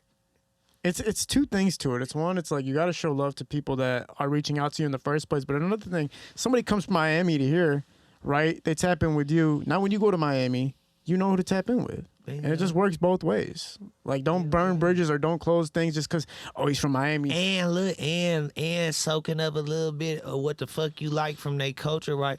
Gonna make you a more national, global artist. Yeah. You gonna be able to feel more people, bro. Right? You could be hot as hell at this bitch, local as fuck. You know what I'm saying? If motherfuckers in DC and motherfucking LA and fucking Arizona or Texas, right? Everybody got to be able to like find one little thing you say and like feel it. I try to feel my shit with shit. Yeah. I try to feel my shit with undeniable truths. Yeah.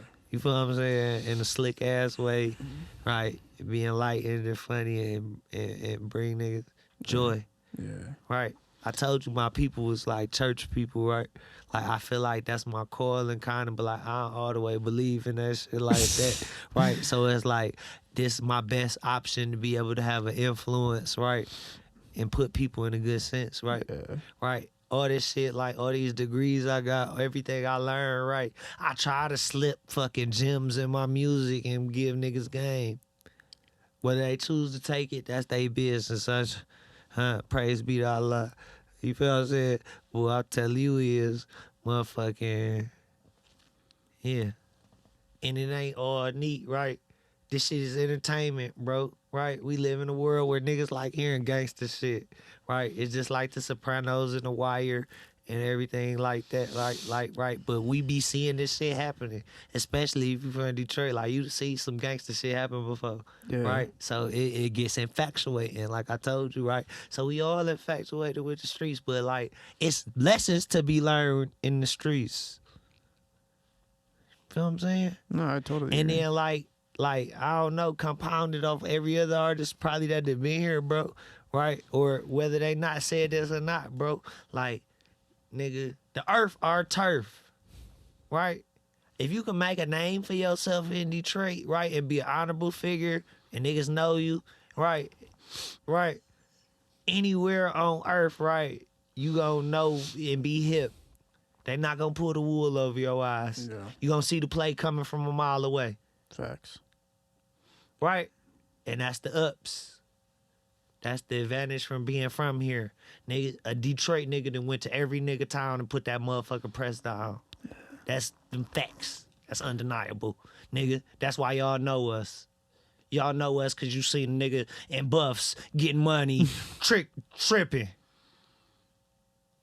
I was gonna say, you know, there was certain points where I would do work for free for people because I didn't want anybody to think they were. Listen, what I tell you.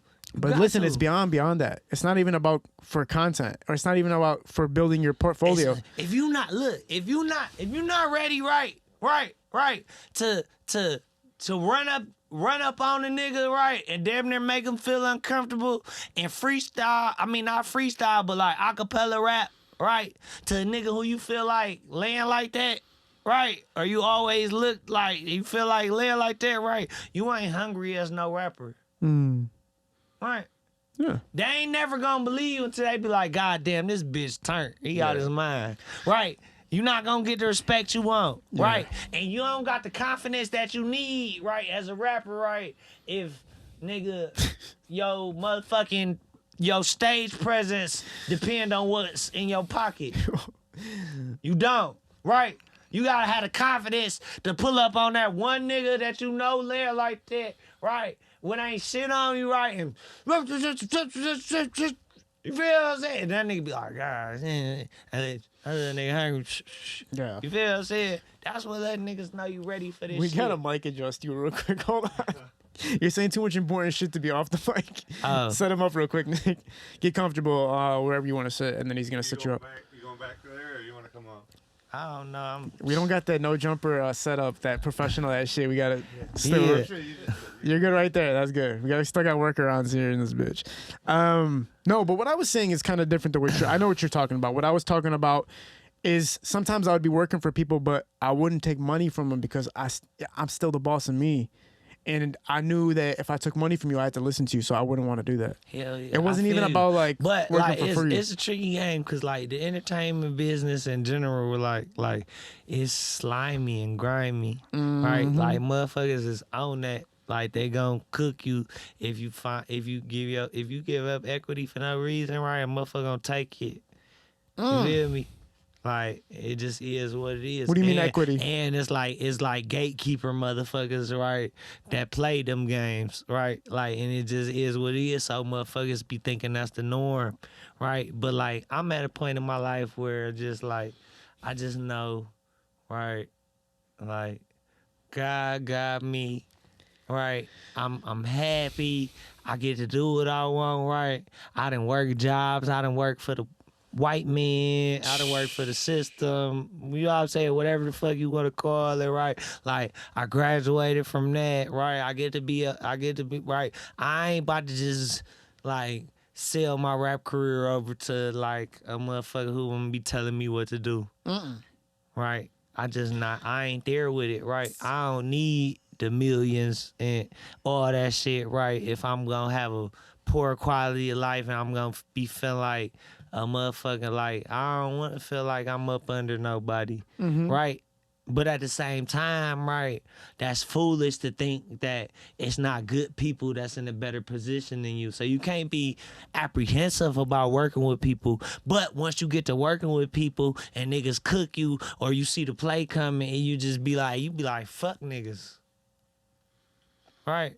Fuck everybody. I just do this shit myself. Right. So it's like a balance between that about being open to like new opportunities and like being true to your brand and knowing that, right, God got you and this shit gonna happen in time. I think it's important to be your own bubble, right?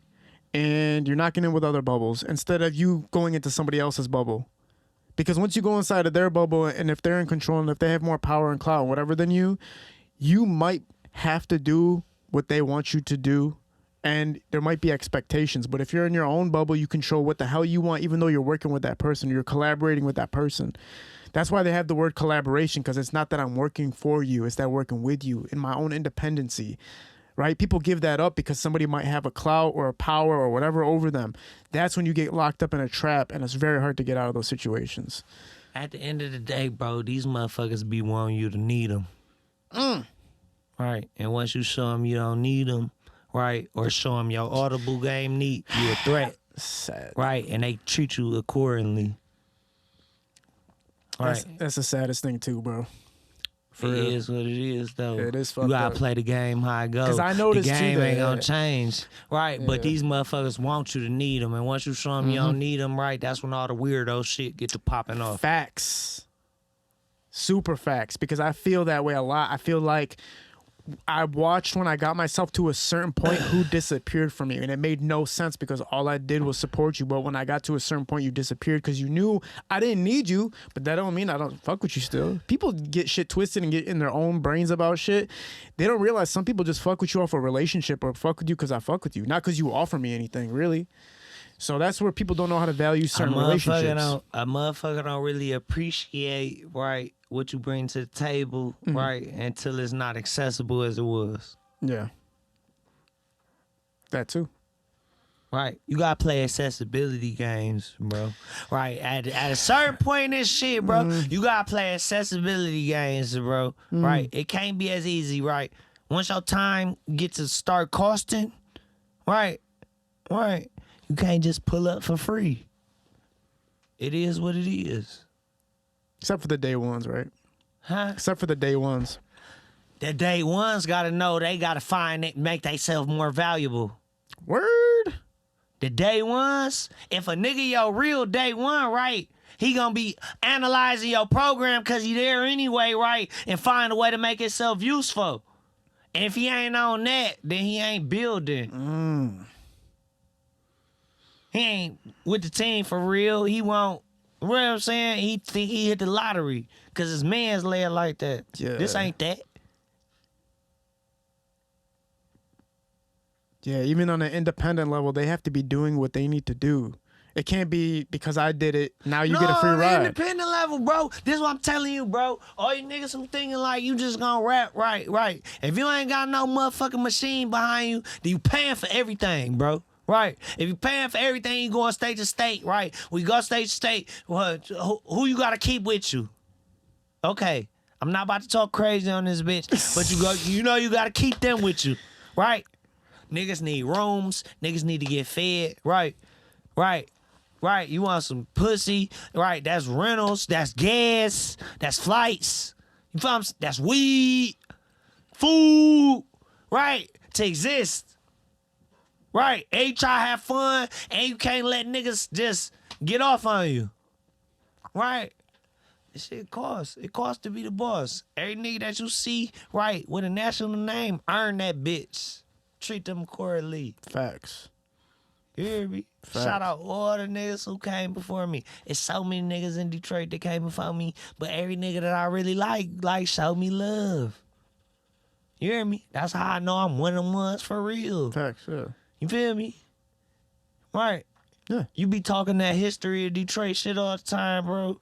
And my history of Detroit, right? Like, I'm too young for like the Esham Detroit Most Wanted stage, right? But 90s. Give me Street Lords, right? Which I have personal relationships with motherfucking Wine, Rook. I told you I'm in a movie with Rook. G-Rock, check G-Rock CD before last. That me and him, you feel what I'm saying?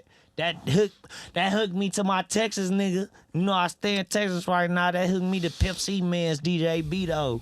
Shout out my nigga Beto. You feel what I'm saying? Like that's like Pimp C Lil C's. You feel me? And he land like that by himself too. That's who made Nipsey rap niggas.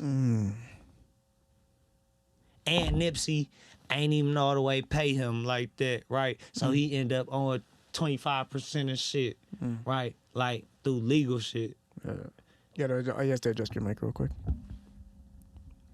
You feel me? Yeah. And Nipsey like is one of my niggas I hold in the ultimate regard. But like that's what this rap shit teach you too, right? Right. Everybody rappers just rappers, even me, right? I'm just a regular person, bro. All these rappers we love and look up to, they just regular people, bro, right? Everybody do hoe ass shit.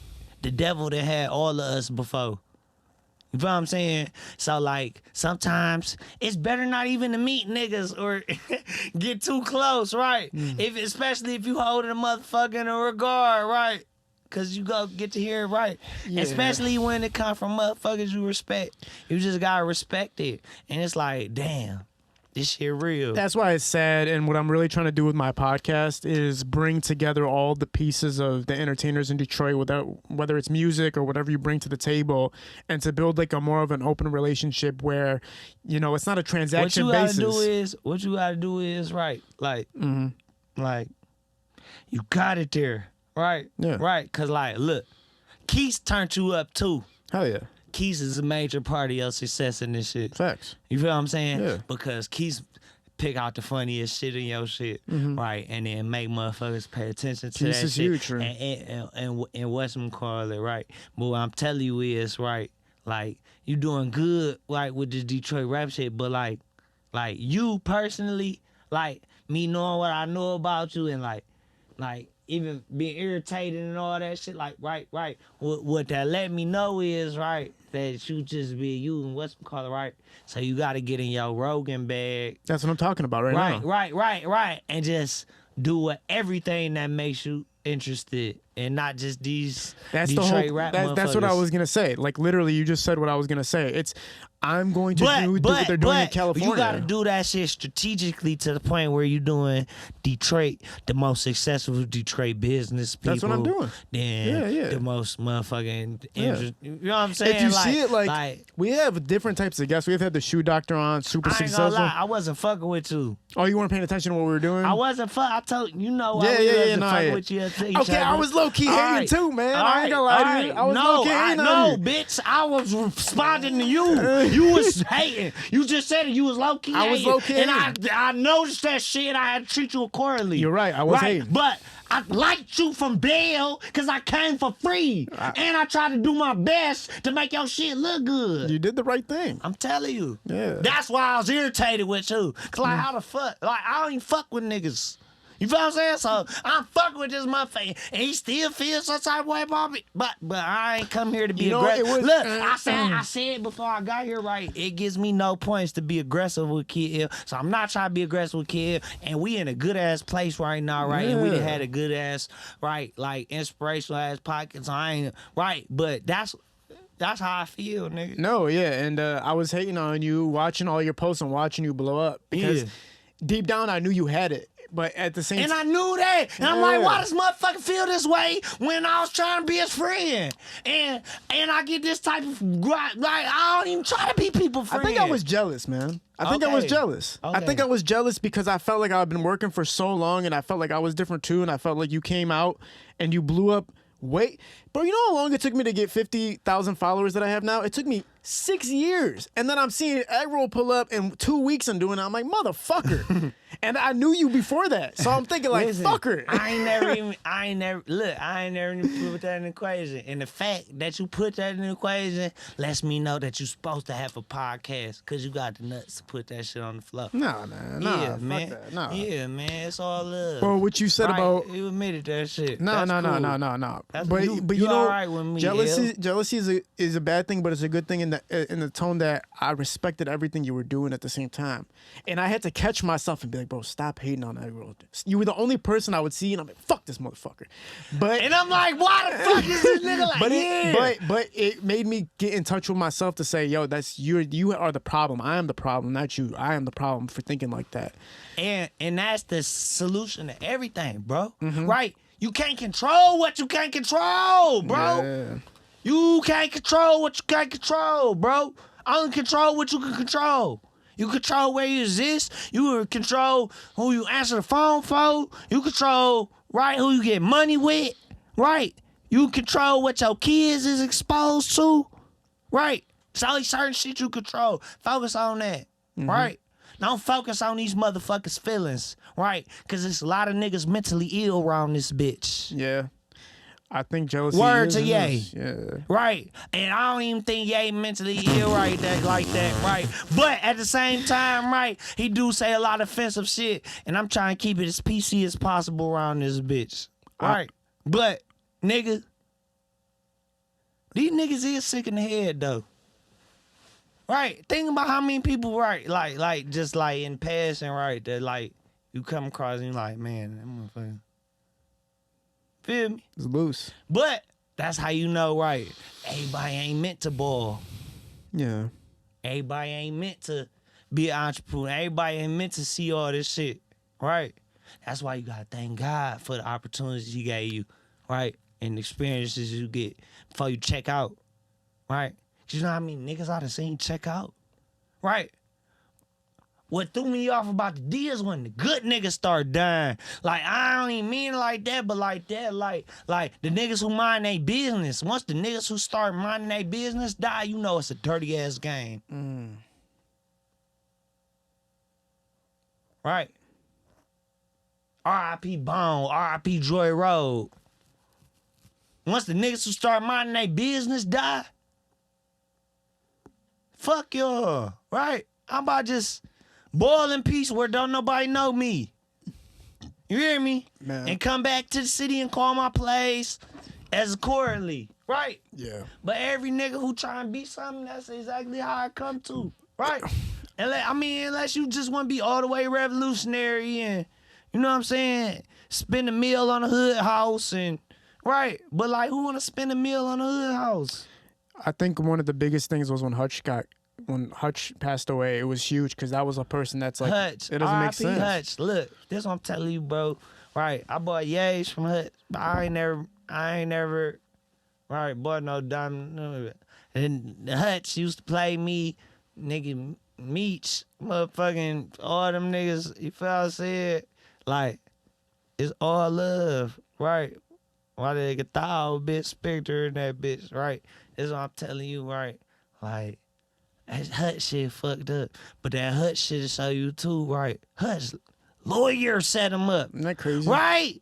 This is what I'm telling you. Your fucking lawyer. Right? That's like some Grand Theft Auto, Robert De Niro, Al Pacino movie type shit. You feel what I'm saying? Right? And niggas, oh, the dog was doing it. Man, nigga, lawyer set him up, bro. Ay caramba. You feel what I'm saying? Darn. Remember, like, the conspiracies? It was because the PPP loan shit that they took It him was out. all that. Oh, yeah, niggas. So many niggas coming up there with it. But, Don't listen to nothing. yeah, we ain't gonna say. But, let's talk about this. Let's talk about this, L. Right. Look at the streets now compared to the streets 3 years ago, 2 years ago. Right. Them 2 summers where everybody's rich. This shit treacherous now. And them niggas, right, there's so many niggas that had money for one time and never gonna have money again. Right. Cause they mental ain't right. Right. It's so many niggas, right, who's right. This shit treacherous, bro. You better act accordingly. I'm talking in mic, nigga. I'm doing my best. Continue, yeah. You bring it to you when you talk. This what I'm telling you, bro. Right. This shit really fucked up right now, man. Eden is calling all types of bullshit ass plays, bro. Right. And the climbing of things, bro. Niggas' favorite rappers. Telling. You feel what I'm saying? Right. Niggas get on these interviews telling. Niggas get on these interviews doing all types of unacceptable, dishonorable shit. Right. And it's just treated as normal, swept under the rug. Cause niggas got them say. But at the same time, I be feeling niggas too because like, bro, if I checked every lame shit I seen, bro, I have a full-time job. It wouldn't be no Eastside Eggroll or Big Dojo or motherfucking Blender or nothing, bro, because I wouldn't have time to rap because there's so many lame niggas in the world. Yeah. Right? Yeah. The code, right? You can't save everybody, right? But what you can do is be an example and try to be honorable. These niggas don't be trying to be honorable no more. Honor is taking care of your motherfucking kids, taking care of your responsibilities, right? Not asking a nigga to do nothing for you that you wouldn't do for yourself, right? Understanding that your motherfucking, this shit is on you, right? It's all on you, so what you gonna do, what you gonna prove, Yeah. right? Yeah. Once you get in that bag, right? And realize once, right? Like, my daddy had to die. My daddy had my back right or wrong. Rich or poor. Right? My daddy was rich and I got fucked up. I could count on that nigga when my daddy was poor and I got fucked up. I could count on that nigga. Right? Because he was a grown-ass man. He knew life. Right? And he kept me in the best position that he could. Right?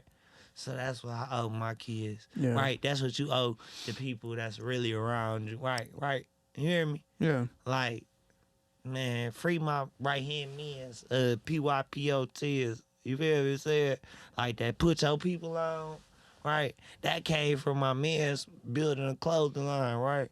He got indicted with all the vice lords. You feel what I'm saying? Like, they was like 40 deep, right? He been in jail for 2 years, still ain't got a trial, right? They trying to press him to give up his speedy trial. Right. You feel what I'm saying? Right. I just hope my baby get motherfucking, you know what I'm saying, time served or some shit. Yeah. You feel what I'm saying? At this point, because I know for a fact he was with me every day before he went to jail and we wasn't breaking no laws. He was making clothes and I was making music, right? You feel me? Like, my right-hand man's who I'm going when I'm blowing up and all that shit, like you saying, bro, like I'm moving, you know what I'm saying? He go to the feds, bro. Then I find out my bitch who I been with for 3 years, 4 years, whatever the fuck it was, right? Pregnant. And I ain't never got this bitch pregnant before. You feel what I'm saying? Right. And I still don't got no job. I quit all my jobs. You feel what I'm saying? Yeah. And then boom, right after I found out about the baby, right? A week later, I dropped that blender and I booked 3 times a week for 2 years straight. That's how. And blender, right? I ain't mix and mastered. I recorded blender in the basement, in FN Spud basement on that one street. Right. You feel what I'm saying? In the dojo. It's called the dojo. You feel what I'm saying? You hear me? No mix and mastering, nothing. Right? These niggas be having mix and master bullshit. Right? These motherfuckers appreciate that raw shit. Right? They ain't gonna feel you until they feel you. They ain't gonna feel you till they feel you. Right? That's what I'm telling you. I threw out blender, no mix and mastering on that bitch, recorded in the trap in the basement. Right? And that motherfucker changed my life. Yeah. Right? I live in a house off the lake. Right? 1,000 miles away off of that song. Yeah. Dang. Shit. Yeah. You know what actually was one of the moments where I was upset with you? I actually wasn't upset with you or jealous or anything until we met up at the movie premiere. Because when I got to the movie premiere, I was like, "Come on the podcast," and you were mad at me, and then you're like, I got other shit going on right now. Like you basically told me like, "Nah." That's when I started being mad. Now I remember that. Then I started being very, very mad because I knew part of it was my fault, so that's why I was mad too. I was like, "Damn, this is my fault," but at the same time, fuck you. Like at the same time, it's like you should know where I'm coming from. That's how I kind of felt. I was like, Yeah. It just took me a little bit more growing, bro. Right, for both of us. Like I think on one end, like. But look though, Yeah. right? On some real street shit, right? You be around street niggas just like Helliver told you, right? Like you made yourself a gangbanger that one time, right? Like you be around street niggas, right? So you should have known better than put a fucking video on YouTube talking about some Eastside Eggroll pulls gun on Kid L. Yeah, you're right. And it's still up to this day. I'll delete it right now. Okay, you better. I'm deleting it here. This what I'm telling you. Like, that's what I'm telling you. Well, at the same time, I don't know. At the same time, I didn't You know. didn't know, right? And but at the same time, right, I don't like you enough to tell you that you fucked up. You should have told me, motherfucker. Cause you fucked up. Cause you gave off the wrong energy. Yeah. But you did it. Facts. Okay. Hey man, that shit make good entertainment. And I was gonna make better. Oh, your man said it made good entertainment. Right, motherfucker. Okay then. All right, I mean, I don't know what would happen if somebody pulled a gun on me, but I already deleted it. It's all good. So y'all gonna be trying to look this shit up like, oh, did he really do it? He did really do it. Right. When you look this shit up, he did really, but he deleted it because, all right, he righteous right now, bro. Kid L on his way up, bro. No, That's seriously. it. You see what the fuck going on? He manifested cash doll, right? He got the hottest niggas in the game. Facts. Right, that don't do interviews or dick suck you niggas for nothing. Right. This shit going on right now. We just said, if it get like that, it be like that. That's Well, I what was Duffy gonna up here I was business gonna got say that enough. earlier. Remember how you brought up Joe Rogan? Before you got into the Joe Rogan thing, I was I'm gonna say. infatuated with Joe Rogan. I be watching all What's that up? shit. We're rolling. We talk about aliens, let me give you a mic pyramids, check. Give me a mic check, Al. Test aliens, 1, 2, pyramids, test 1, all 2. that shit. Test 1 2. Test 1 2. Jimmy's really quiet. Test 1 2. Test 1 2. Okay. You're coming in. Alright. Sorry. Good. Yeah, it seems like really quiet. I do want to get this out that when we were talking about the transactional And Joe basis. Rogan moved to Texas too. Yeah, he did. All the layer like that is moved to Texas because you With- got more fucking rights. With the transactional basis of artists, right? Like, you know, you were talking about how bringing value and this and that as far as artists are concerned. And my whole thing was to break the barrier of What up, 50?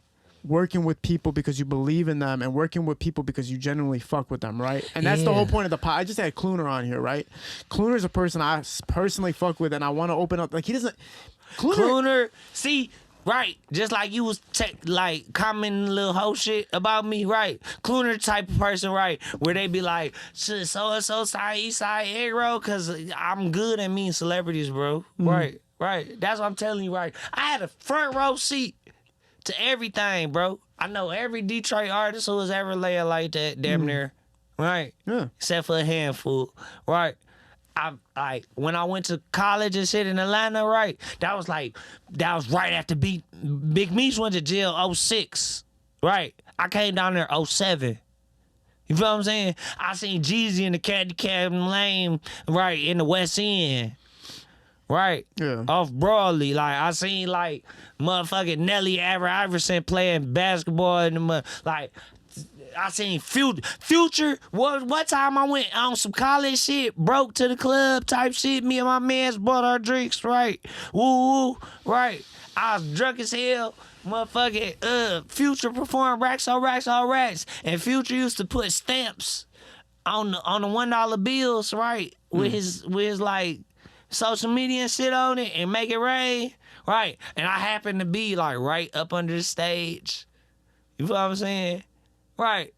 And I got $76. Like, not even on no like dick sucking shit, like picking up off the ground. Like I was right up under the stage. Like, them niggas threw a lot of money. Like, I had $76. So I pulled up to my Miz BG like, bitch, I got the next round on us. And I bought 2 shots of Don Julio and 2 Heinekens.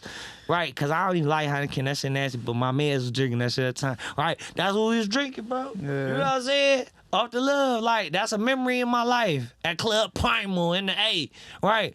I've been to the Libra. You feel what I'm saying? All that shit, Atrium, shit Gucci used to rap about. I seen Gucci real. Well, Gucci used to be in the fucking real, you smell him before you see him, right? I seen all this shit. I had a front row view to this shit, right? I lived a hell of a life, right? Every favorite rapper in Detroit, right? I used to be in Studio 17, nigga. On 7 Mile, nigga. You hear me?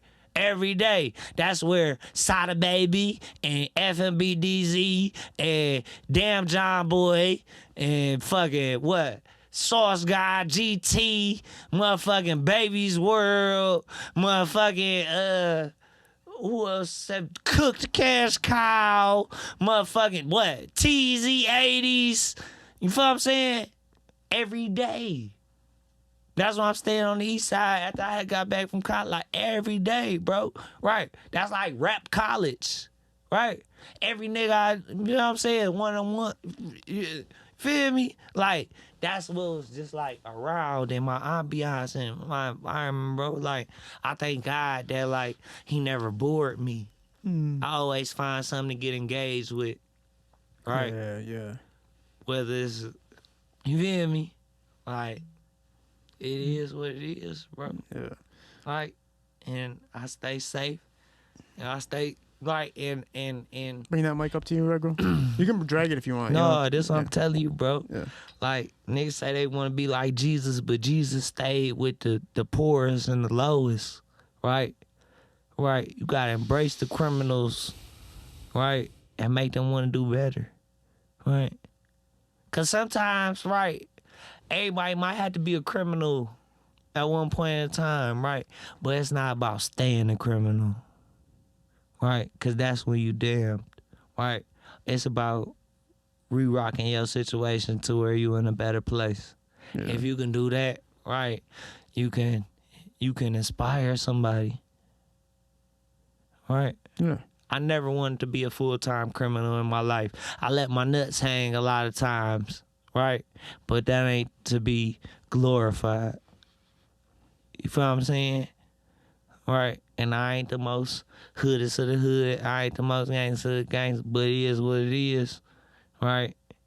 And I love everybody around me, bro. Everybody I learned from after I graduated from fucking college, right, had been to jail before. They turned my intensity up. They taught me what a program was. They taught me how to press shit. Yeah. You feel what I'm saying? Yeah. Like, But that come from that Detroit shit. Like I was talking about, like sometimes when you come from Detroit, just be infatuated with the streets. It is what it is, right? But you can learn a lot of lessons from the streets. Right? If you don't let them bitches fuck you over and you last it out, right, you'll know how this shit go. You know anything can happen to anybody. You know everybody bleed. Everybody. Right? Yeah. Nigga ain't untouchable. Right? Nigga, every successful story into the unsuccessful one. Right? That's how this shit go. Better stay prayed up. Right? And whatever God you believe in. Right?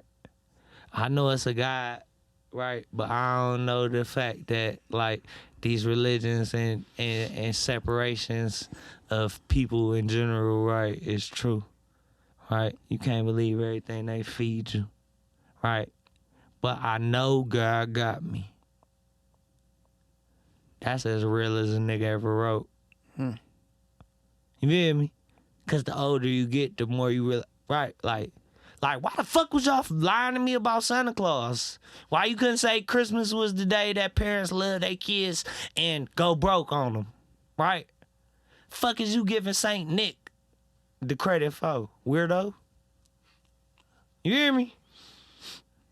Like, at this point, y'all was lying, so what else would you lie about? Right? That's when you get to question your child and you gotta realize I'm an adult and nobody tell me what to think, right? And I'm gonna Do you remember when play the game how I go. Do you remember when you figured out Santa Claus wasn't real?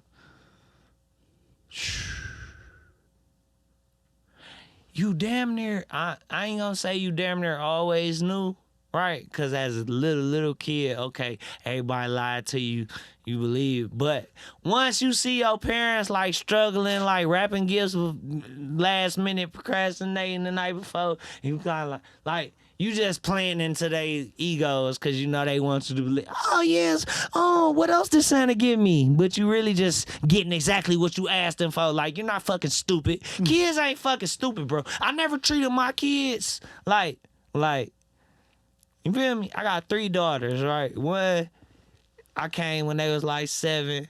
The other one was like 6 months, right? And then I had the spring roll that I just had, right? But like the 6-month baby, like that's all. I never talked to her like a baby, never once in her motherfucking life, right? I cuss, I act just like I fucking act. You feel what I'm saying? Cause you're not about to trick my baby about nothing, right? She gonna have common sense, and she do. You feel what I'm saying? It's about how we all computers, bro. You feel what I'm saying? It's about what you downloading. You feel what I'm saying? Like, the human mind is an incredible motherfucker, bro. Yeah. Right? Like, it's limitless the shit we could do with this bitch. Right? But we just be focused on the wrong shit. Everybody worry about the wrong shit. You feel what I'm saying? And living life, it's the only thing that, like, cause I could preach to you all day, right? But until a motherfucker bump their head, they ain't never gonna figure it out. Yeah. You feel what I'm saying? But once you really let your nuts hang, right, and do what you believe in doing, right, and find your purpose, right, you gonna know exactly what the fuck you supposed to be doing. And who fuck with you and fuck with you. And, like, the best part, like, I'm about to be 33. That's, like, the God age. Like, once you move in 33, if you doing what you're supposed to do, right, it's like you gonna be one of them ones. If you're not, and whatchamacallit, you don't get another chance until you like 42 or some shit like that. You feel what I'm saying? Like, astrology, like, and that bad, right? Cause, like, I don't believe holy and everything, but I pay attention to all that shit. And you gotta admit, bro, like, zodiac signs be kind of like, whatchamacallit? Accurate? Yeah. You don't think so? To some way, yeah. They See some kinda real shit when I read that shit. Like, whatchamacallit? And then them witch bitches like that, like, believe in that shit, they be having the best pussy. Word? Facts. Those palm readers and shit? Them type of hoes. Oh my God. Like the Erykah Badu bitches. Oh my God. I don't play with them. I'm scared of them. I feel like they can I'm craft talking some about best pussy ever. spell on your ass. I'm not trying to get no cast. I believe in that shit. I believe somebody can cast a spell on you, man. I believe somebody can look at your picture and cast a spell They on you. can. I'm straight. I don't mess with nobody. One time I was on here and I was talking to somebody about one of those girls and I was like, let's take that whole part out, dog, because I'm not trying to have her see this shit and fuck my whole life up.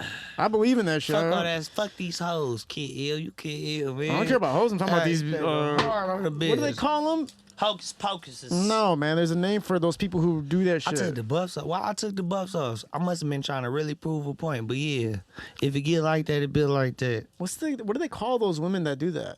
The one that tell your future and all that bullshit, man. Psychics. Call me now for your free title. I don't play with psychics, bro. I don't play with them. I believe that shit. I believe that somebody can fuck your whole life up and just thinking about you. I do believe that. I swear, man. Women be having that power, especially when you fuck up the soul ties and give them that dick. I gotta stop fucking around, son. They do. Like when a bitch really be mad at you, she can wheel some bullshit karma on you. Man, And it happened. lasts for a long time too. Huh? Lasts for a long time too. No, you just be fucking up. I break women's hearts like religiously. Like I tell them from the beginning, like it's never gonna be that, but they think it's gonna be you that. was not fucking with these other ladies. Talking about you breaking my hearts. I swear to God, I'm not playing with you. I'll show you my It's phone. like- If I show you one of my text messages right now, it's literally paragraphs. That's what I tell you. How I That's ain't not shit. player. But you're honest. It's not player. But I believe you. It's not player. I believe you. No, I it's believe. not. I believe you. I It's just fuck with sad. you a It's little sad bit. because I hate breaking hearts. I hate where I'm like, oh, girl's like, no, I fell in love with you. It's like, damn, bitch. I don't know what to tell you. Listen, right? That's game too, bro. You in Detroit, bro. Right. These bitches gonna tell you love them just like you tell them you love them. No. I'm talking about real love, son. I'm talking about like I'm gonna kill myself over you type shit. I'm like, God damn it. That's the best line you can use. Once you tell them motherfucker you gonna kill themselves, what they gonna do? I just go. Oh, bitch! I'm gonna kill myself. That's when the bitch gonna start. Oh my God, this nigga really like me. No, what are you talking? I think we're talking about two different things. I'm talking about girls saying that to me. What are you talking about? Girls and niggas is the same shit, bro. I guess you it's can say- all relationships. But I feel bad. This shit is what's it called? Well, like that's one of the best lines. I'm gonna kill myself. Like you don't use that until you really feel like your back against the wall. Yeah, that shit sucks. I feel bad. I'm like, That Hail Mary. Girls are like, yeah, I'm gonna kill myself. That's like desperation. I'm like, God damn it, man. It's happened so much to me that I'm like, I gotta stop fucking. I start feeling bad. I'm like, It might be the hoes you choosing though. You It's probably not got that. bad taste. No, I'm talking about motherfucker. Because they're great women, but I was just like, damn, I fucked up your whole life. You quit your job for me? What? You moved back with your parents for me? What? No, bitch, she wanted you to take care of her. Damn. Because I would tell a woman up front, like, it's never gonna be that, right? And then it would eventually turn into. Why? Never? No, yeah. That's so fucking. That's gay. What are you talking about? You tell women all the time. No, like if I'm starting to date you and they're like, "Well, you're looking for a relationship?" No, I'm not. Right? I'm not looking for a relationship. I'm looking to have fun. Okay, yeah. Yeah, so I'll tell a woman that, and but then- I say if you tell her all women, it's never gonna be like you gotta be looking for. I don't know. I like. I'm not closing all the doors. I'm just saying, like, I'll meet a particular woman. We're having a good time. She'll be like, "Would you see us being in a relationship?" Like, no, I just like having a good time. Like, I'm not here to date you like that. Oh yeah, you was keeping it like that. So- you was getting a lot of pussy off that though. Well, here's the thing. You was just frustrated with it when like a They bitch would be fall. like, "Ah." They would fall in love after a few months, right? But But it and worked blame out. me. Look, keeping it. How many times did keeping the G work out for It you? always though? works out.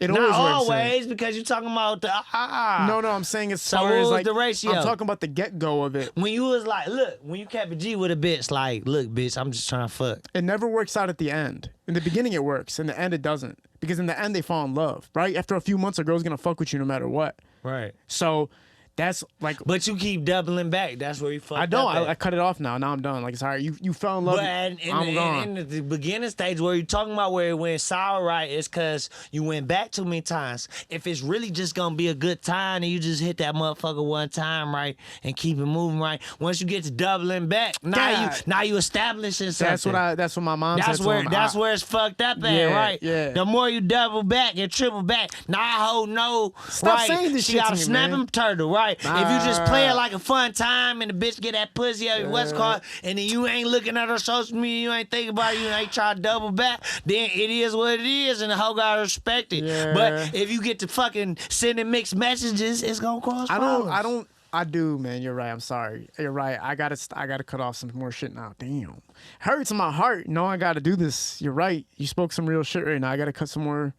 Think people off. Nah, yeah, bro. Like, cause like, keep bitch, keep you pussy on some fun shit, and you keep it G where like, bitch, I got a whole bitch or what? You feel what I'm saying? What's the calling, right? But like, You can boom, keep it after real. the moment, right? Once you tap back in, now you making this shit a thing. Now you in violation. So here's the thing. I never. With your hoe, the hoe, no, right? no. Nah, Well- cause bitches is bitches. Right? Nigga be like, oh, that nigga acting like a bitch, right? When your bitch acting like a bitch, she's a bitch. You know what I'm saying? Like, that's where that shit came from. You know what I'm saying? Like women move off emotions and emotions be treating them right the most time. My girl is psychic, bro. Like, she know what the fuck going on. She know when I've been on some bullshit. Like, the pussy guys be telling her. You know what I'm saying? But like at the same time, bro, like You're right I don't there. know. It just take growth and be one and actually want to fuck with. If you want some single nigga shit, damn, I'm just on single nigga shit. Once you actually try to fuck with a bitch, bro, right? You can't just be one sided, bro, and act like the hoe don't got no motherfucking feelings and whatnot. Man. They feed off you. So if you a real nigga and you pressing, bro, yo, bitch gonna be trying to press just my like question- you, right? So they gonna that intensity gonna be high. Hold up. Right? You gotta expect. No, I'm talking from personal experience. I'm asking you a I ain't question. talking to you. I'm asking you a question though, because like you're saying press. If I don't press, they're pressing. You know, is it the same thing? If I'm not calling, I'm not texting. Me and you talking about the same press. I don't think me and you talking about Put the it same this way. press. Put it this way. The girl hits me up all the time. I mean pressing life. When I say press, I mean press life. Yeah, well, no, right. no. I'm saying yo bitch gonna find the best qualities of you and try to mimic them to the best of her abilities. Cause that's what hoes do. Mm-hmm. Right. We do the same thing with them. Right? Cause my bitch teach me like discipline and control and like organization and shit like that. Like I don't got that. I'm spur in the moment ass nigga. So like how I see her handle shit, like I learned that and like I adopted to my press. Yo, bitch supposed to fucking watch you fucking let your nuts hang and want to be more entrepreneurial and not have to work for niggas and shit like that.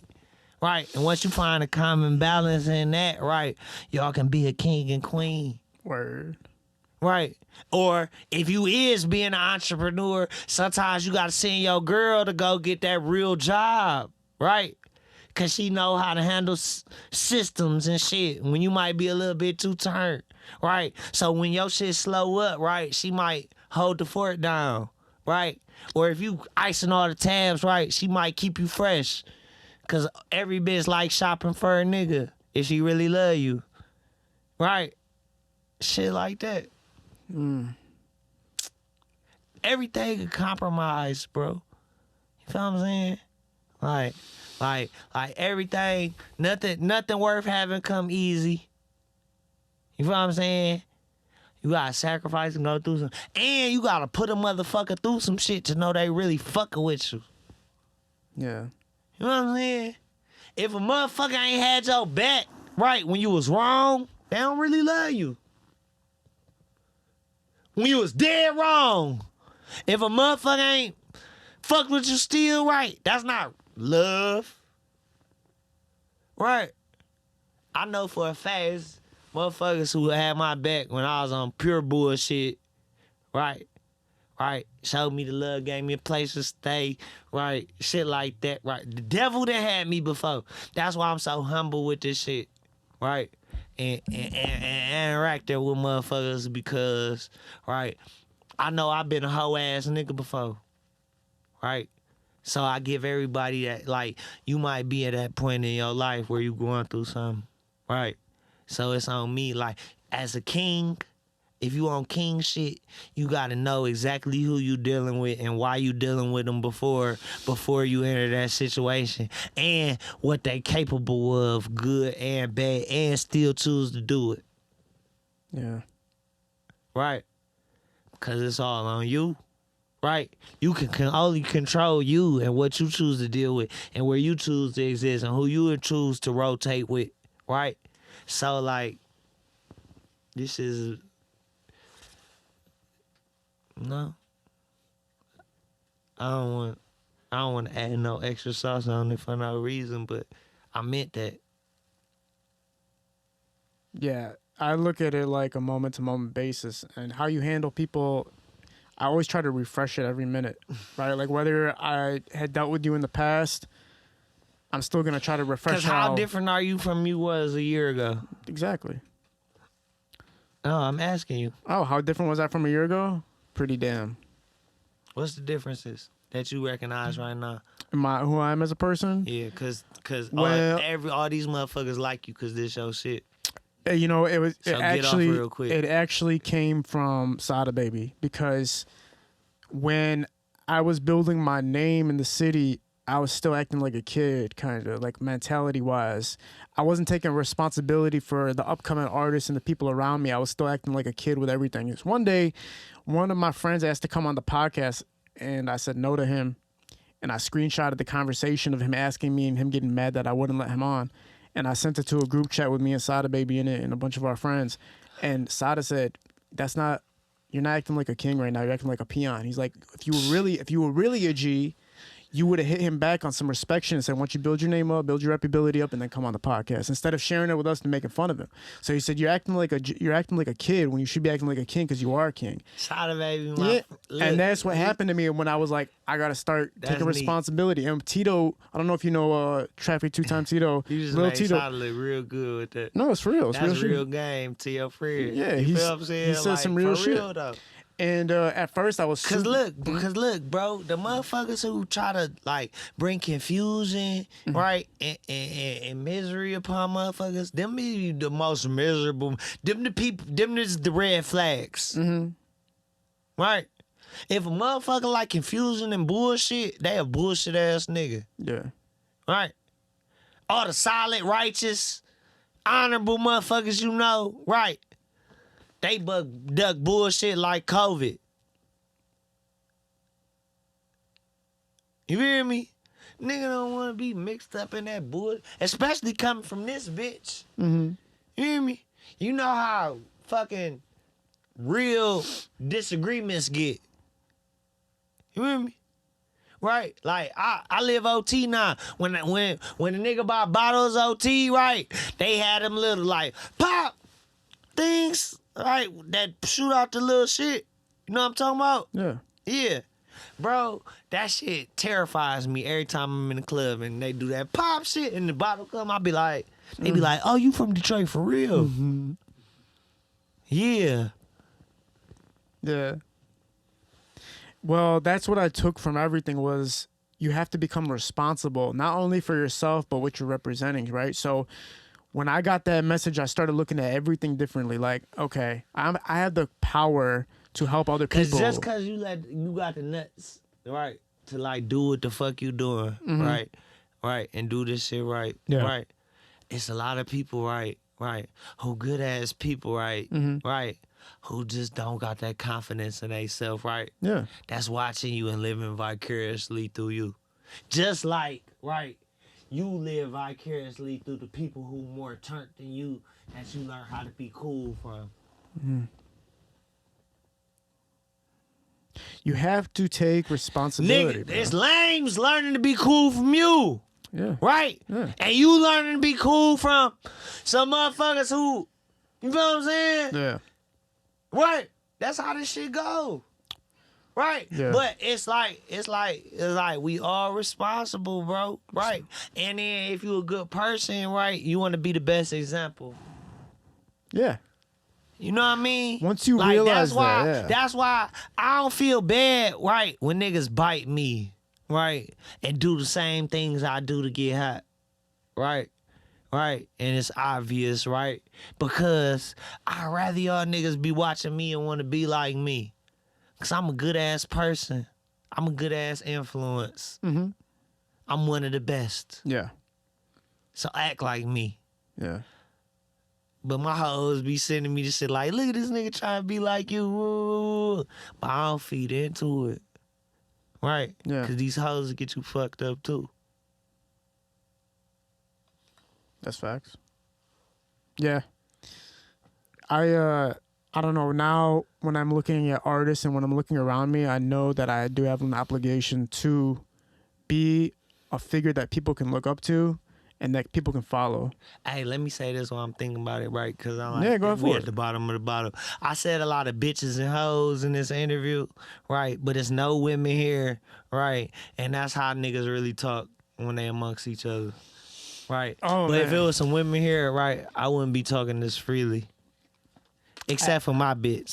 Because we play the bitch games, but she called me more bitches than I call her. I actually was going to start telling people to stop saying bitch on the podcast. I think I'm gonna do it soon, but it's gonna be hard. Okay. But because I say it a lot too, and I was like, damn, we say bitches a lot. Yeah. And you know, I can't even. If this was Angela Yee shit, we couldn't do this. We couldn't have the same talk. And shout out Angela Yee. All right. Yeah. For sure. You got to work with her? No, man. She shouted me out on the Breakfast Club before I say that. Like when Vezo was up there, Yeah. she's like, yeah, what about Eastside Eggroll? Right? And she a blazer like me. You hear me? And like I know her people too. Right? Shout out my dog. Said, What was the no jumper experience like? No jumper was cool, man. I met Adam and like I don't know. It's just like it was very beneficial as to the fact that I could tell motherfuckers like, yeah, check out my no jumper. Right? Yeah. Cause that solidify you in niggas' heads. Yeah. And I went on that bitch like I was like I had anxiety before I went on that motherfucker. Like I ain't want to say the wrong shit. I ain't want to incriminate myself. I ain't want to motherfucking offend nobody. Like I was really trying to do my best. You feel what I'm saying? So it was like a big deal to me. And then he made me comfortable. You feel what I'm saying? And we had a good interview. And I was what it was. Like that was a moment for me too. Remember you asked me moments? Like my no jumper interview was definitely a moment. And I know I did a good job of being myself because whenever a motherfucker be like, oh, I watched your no jumper interview, right? They be like, I fuck with you. Yeah. Feel what I'm saying? So like that meant something to me. Yeah. Yeah.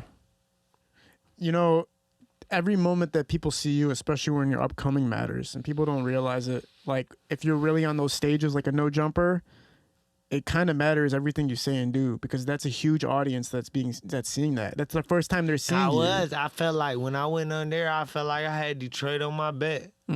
Right? Because like it's a lot of niggas that's more popping than me, like in the grand scheme of things that had no jumpers at the time that I caught a no jumper because I played this shit crafty. You feel what I'm saying? Like, but at the same time, I ain't like that's what's supposed to happen because I'm one of them ones, right? I know how to play this shit. I know how to build relationships. I know how to motherfucking, right? Like make a motherfucker believe, right? Because I believe. Bring right? that mic up too. I'm not trying to make you believe in nothing I don't believe in. I wouldn't cook you like that. And I've been a cooker before. Yeah. You feel what I'm saying? I if I'm stamping it as Eastside Eggroll, Big Dojo, you know what I'm saying? Like, I mean it. Like, cause I appreciate the position that the people who follow me and watch me put me in. Right? Yeah, man. Cause if motherfuckers wasn't giving it, I be saying pay me or pay me no attention. I got that from Sugar Free. You feel what I'm saying? But literally, right? I ain't worried about who don't like me. I ain't worried who ain't about to stream my shit or pull up to a show or buy a tea or get a bag. You feel what I'm saying? I'm worried about who is, right? And once motherfuckers start adopting that as the main way of thought, right? The world gonna be a better place. Right? Yeah. Cause you can focus on who fucking with you.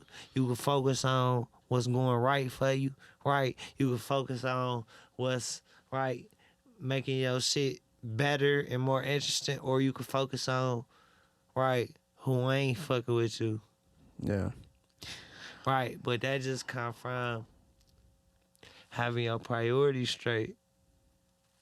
You know what I'm saying? Yeah. But motherfucking like a elevated mind, right? They ain't worried about the wrong shit. Yeah. Pay attention to them red flags, bro. You feel what I'm saying? And your people, your blood, your bitch, right? Like, pay attention to them niggas, right? And treat them accordingly. But at the same time, be an example for everybody who tuned in to you. Yeah. Right? And you know, if you trying your best to be honorable, right, and do the right thing, that's the best you can do. Yeah. If you lose like that, you lost you lost one of them ones. You know what I'm saying? But like, I don't know. All the bullshit come from short stopping yourself and involving like my days start getting better as a person in general, right? When I stopped involving extra motherfuckers for no reason. You feel what I'm saying? Yeah. When you spending your life chasing, right, you always gonna be in unpredictable, shaky situations. When you spending your life attracting your blessings, then everything you actually want gonna come to you. Right? Yeah. Cause they motivated to. Right? Right? Yeah. Stop selling bullshit. Sell what you believe in. Across the board. Right? Yeah. That's when motherfuckers see you turn. Motherfuckers see you turn when you be like, damn, right? I know this motherfucker's in the worst position than I am, and they pressing a line on this shit because they believe in it. And it's actually kind of good. Once you in operating that bag, right, the world's your oyster. You know what I'm saying? Yeah. That's when you feel like, oh, man, I'm doing something, right? Because you get that recognition. Because, like, we all want the recognition, right? I ain't gonna act like I be like when I be with my baby sometimes and I be like, damn, bro, am I still laying like that in Detroit? Like, I'm out of town, like I'm out the way, like I ain't posting on Instagram. I ain't posted on Instagram in 3 weeks. Yeah. You know what I'm saying? Like, do they even give a fuck anymore? You know what I'm saying? But fuck them. You know what I'm saying? Like, what are you doing this shit for? Right? Are you doing this shit to feel the best that you can actually feel? If you're doing that, then you doing what feel right. If you doing what feel right, you fucking with your family and taking care of your responsibilities and motherfucking, you ain't putting nobody around you in a position where they uncomfortable. Right? Yeah. A lot of you Detroit niggas, bro, in general, bro, y'all way too comfortable and making niggas feel uncomfortable. Hoes too. Right? Don't call nobody asking nobody for shit just because they came up, because they got problems just like you. Right? Just because you see a motherfucker successful. That's weird. Right? Yeah. That have a motherfucker ready to motherfucking, right? You could drive a motherfucker that's winning insane like that. Right? Fuck up a nigga whole run. Right? Because niggas who knew him stressing him out. That's weird energy. Right? Stop fucking looking at everybody around you like a come up in a lottery, right? And put a plan in motion, come up there with fucking feeling yourself. So you feel like you don't owe nobody shit, right? Stop putting the pressure on your motherfucking rich nigga, right? To do everything for you. Cause I've been around a lot of rich niggas my whole life, right? But I never wanted nobody to feel like they did nothing for me. Not like that, but like that though, right? Cause that ain't their responsibility. You know what I mean? It's not, but you know, and I know what you're saying, but I mean, going back to the Joe Rogan thing of what he did and what he built, it was based on the fact that he shared an open communication and an open way of helping friends and friends helping each other and having fun doing it because you care about each other and you want to see each other successful and you want to see how you can build this thing bigger and bigger and bigger and expand it more and more by bringing out genuine characters and genuine people that actually care about what they're doing and bringing passion to the game. And to not always expect something from it, but showcase that you fuck with this person and that's why you want them there. Everything can't be a transaction. That's right too, right? Mm-hmm. Motherfuckers is way too eager to fuck with who they feel like hot instead of fucking with who laying like that. Yeah. You know, I ain't gonna lie, bro. I gotta pee real Do bad. your Let's thing. take a break. Bring that mic a little closer to you. Yeah, I've been watching all the, you know, the plug. God damn. Yeah. I Yeah. bet- My boy Adam, he And- know and- he one of them ones. Like, that's what I'm saying. Like, all I can do is respect. Like really, right? Like with the Adam shit, like my homeboy Adam had COVID, right? When Blender was first popping off, and Adam homeboy that I told you, Alex, ain't nobody cool. He stayed on his ass for like a week, and then like he gave me like a discounted price, or I don't even know if it was discounted, but like, right, it was like a band, right, to put the clip on there, right, and I did it. Uh, You feel what I'm saying? And then like, I think that was the rap clip. And then by the time Blender came, it was probably like on the house. Yeah. But you know, if Adam don't put you on the house, they don't tag you, they watch them. But at the same time, I had got my Instagram took.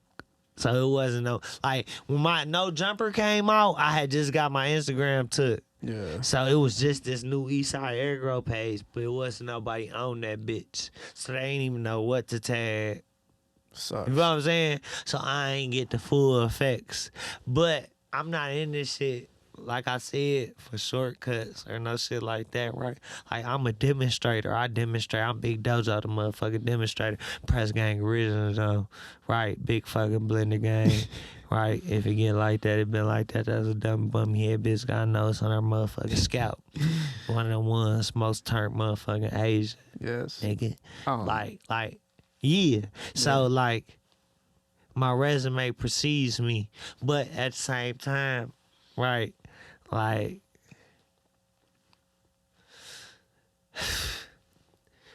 thank God for life. Thank God for free will. Thank God I'm here doing this. Right? Because I could be doing some bullshit. Right? I know a lot of bullshit niggas fucking all over that ain't paid for it yet. Right? I could be doing some fuck shit. Right? You hear me? But like, I want to be righteous because I came from church people. Even though they might not know the whole truth, they knew some of the truth. Because the truth is in being righteous. Right? And valuable to your family and those who actually depend on you. Yes. And at the end of the day, I know I do that to my best of my abilities. But at the same time, your family, right, can be detrimental in you becoming the most successful person you want to be, right? Because your family might be caught up in shit, right? They might not understand your press, right? Because there's difference and changes in the times and shit like that, right? But you still got to treat your old heads with respect, right? Because that's what honorable people do. People forgot about being honorable these days. niggas a snitch, bitch, right? Go on hate campaigns, do all types of whole shit, this the dead, right? Like that shit ain't G. Yeah. Right. Be an honorable person, right? Be the person that a nigga kid can look up to, nigga mama can look up to, nigga baby mama can look up to, and niggas still don't want to kill you. Once you got that figured out, you one of them ones. That's I think why Tupac was such a stamp in not only history of the hip hop community but in history of public figures, because he stood on everything, and everything he said, there was an attention and a consciousness to it.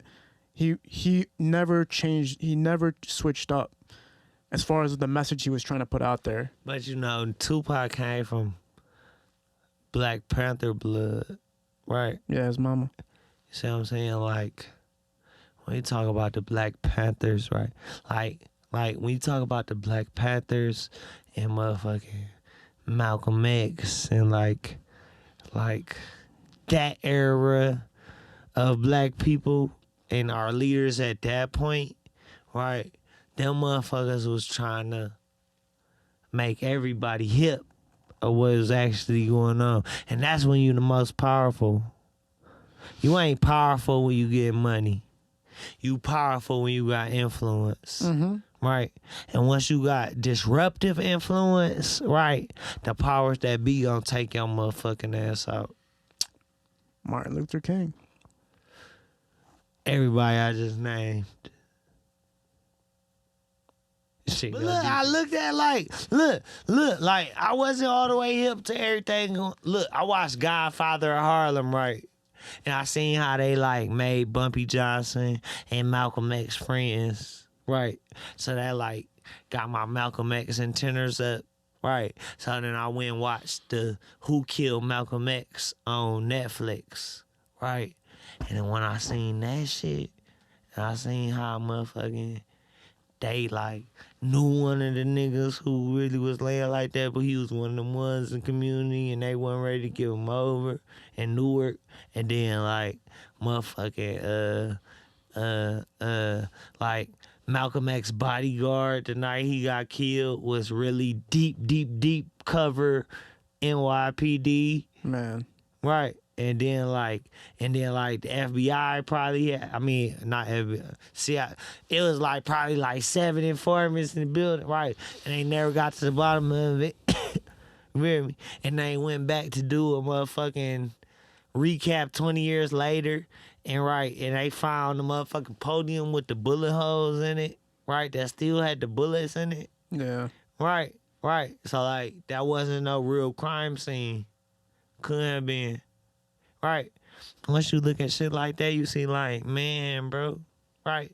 It discourages a motherfucker from wanting to like change everybody's perspective and shit like that, right? You just want to like treat your family and everybody anyway, right? Cause like, shit, who want to fight them battles? Don't no real nigga want to fight the world, right? As much as niggas claim to be revolutionaries and like that, like that type of, like, niggas don't talk bad about the feds and shit like that and bring that shit on themselves. All the niggas that get cooked by the feds, like, that shit happen, like, organically, right? Niggas not bring, like, it was a point in time where black people was fed up and shit like that, right? But, like, at this point in time, right, we feel like we doing good. You feel what I'm saying? So, motherfuckers like, but this ain't that though. It's complicated, right? It's all the way complicated, Yeah. cause like when you at the best position that you ever been, right? It's like, how could you complain? But if the system was stacked against you from bail, it's like, that's how you can complain. But that get old after a while. That's why. Even everybody, right? Like, motherfuckers don't want to hear that shit. But at the same time, bro, like when motherfuckers be acting like niggas is just on bullshit, right? Like, niggas really had a 400-year disadvantage and motherfucking, like, had to go through shit. right? And like we not just gonna sweep that shit under the rug. We not just gonna act like your grandparents' parents like really wasn't on no real bullshit that actually happened, right? You're not gonna make me feel bad. You're not gonna make me feel like just cause you had nothing to do with it, like nothing, like that shit really happened, bro. America was built on that shit, right? So you gotta, but at the same time, right? You can't just go to Africa and be accepted neither. They looking at you like a weird ass American, right? So it's a catch-22, right? Like fuck you gonna do, right? But right. Stop focusing on the political and news and what these motherfuckers is programming you with. Focus on what's actually happening in your real life. Right? And the people that come across your face without you having to call them or call you. Right?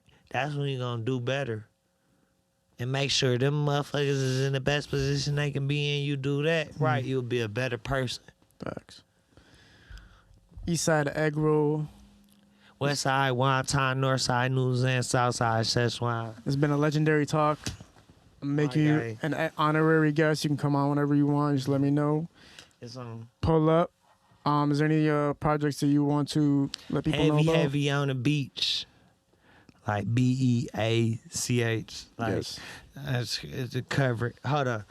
Covering Turks and Caicos. I'm about to show you.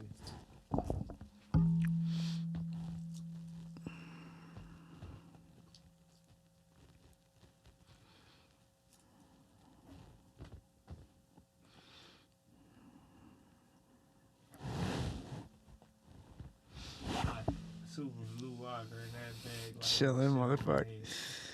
Dojo. Chilling. Chilling. All right. If it get like that, it been like that, man. We out. We're out. Peace. Oh, by the way, High Low Visuals is shooting these productions. We're at Parallel Sound Studio. We're out.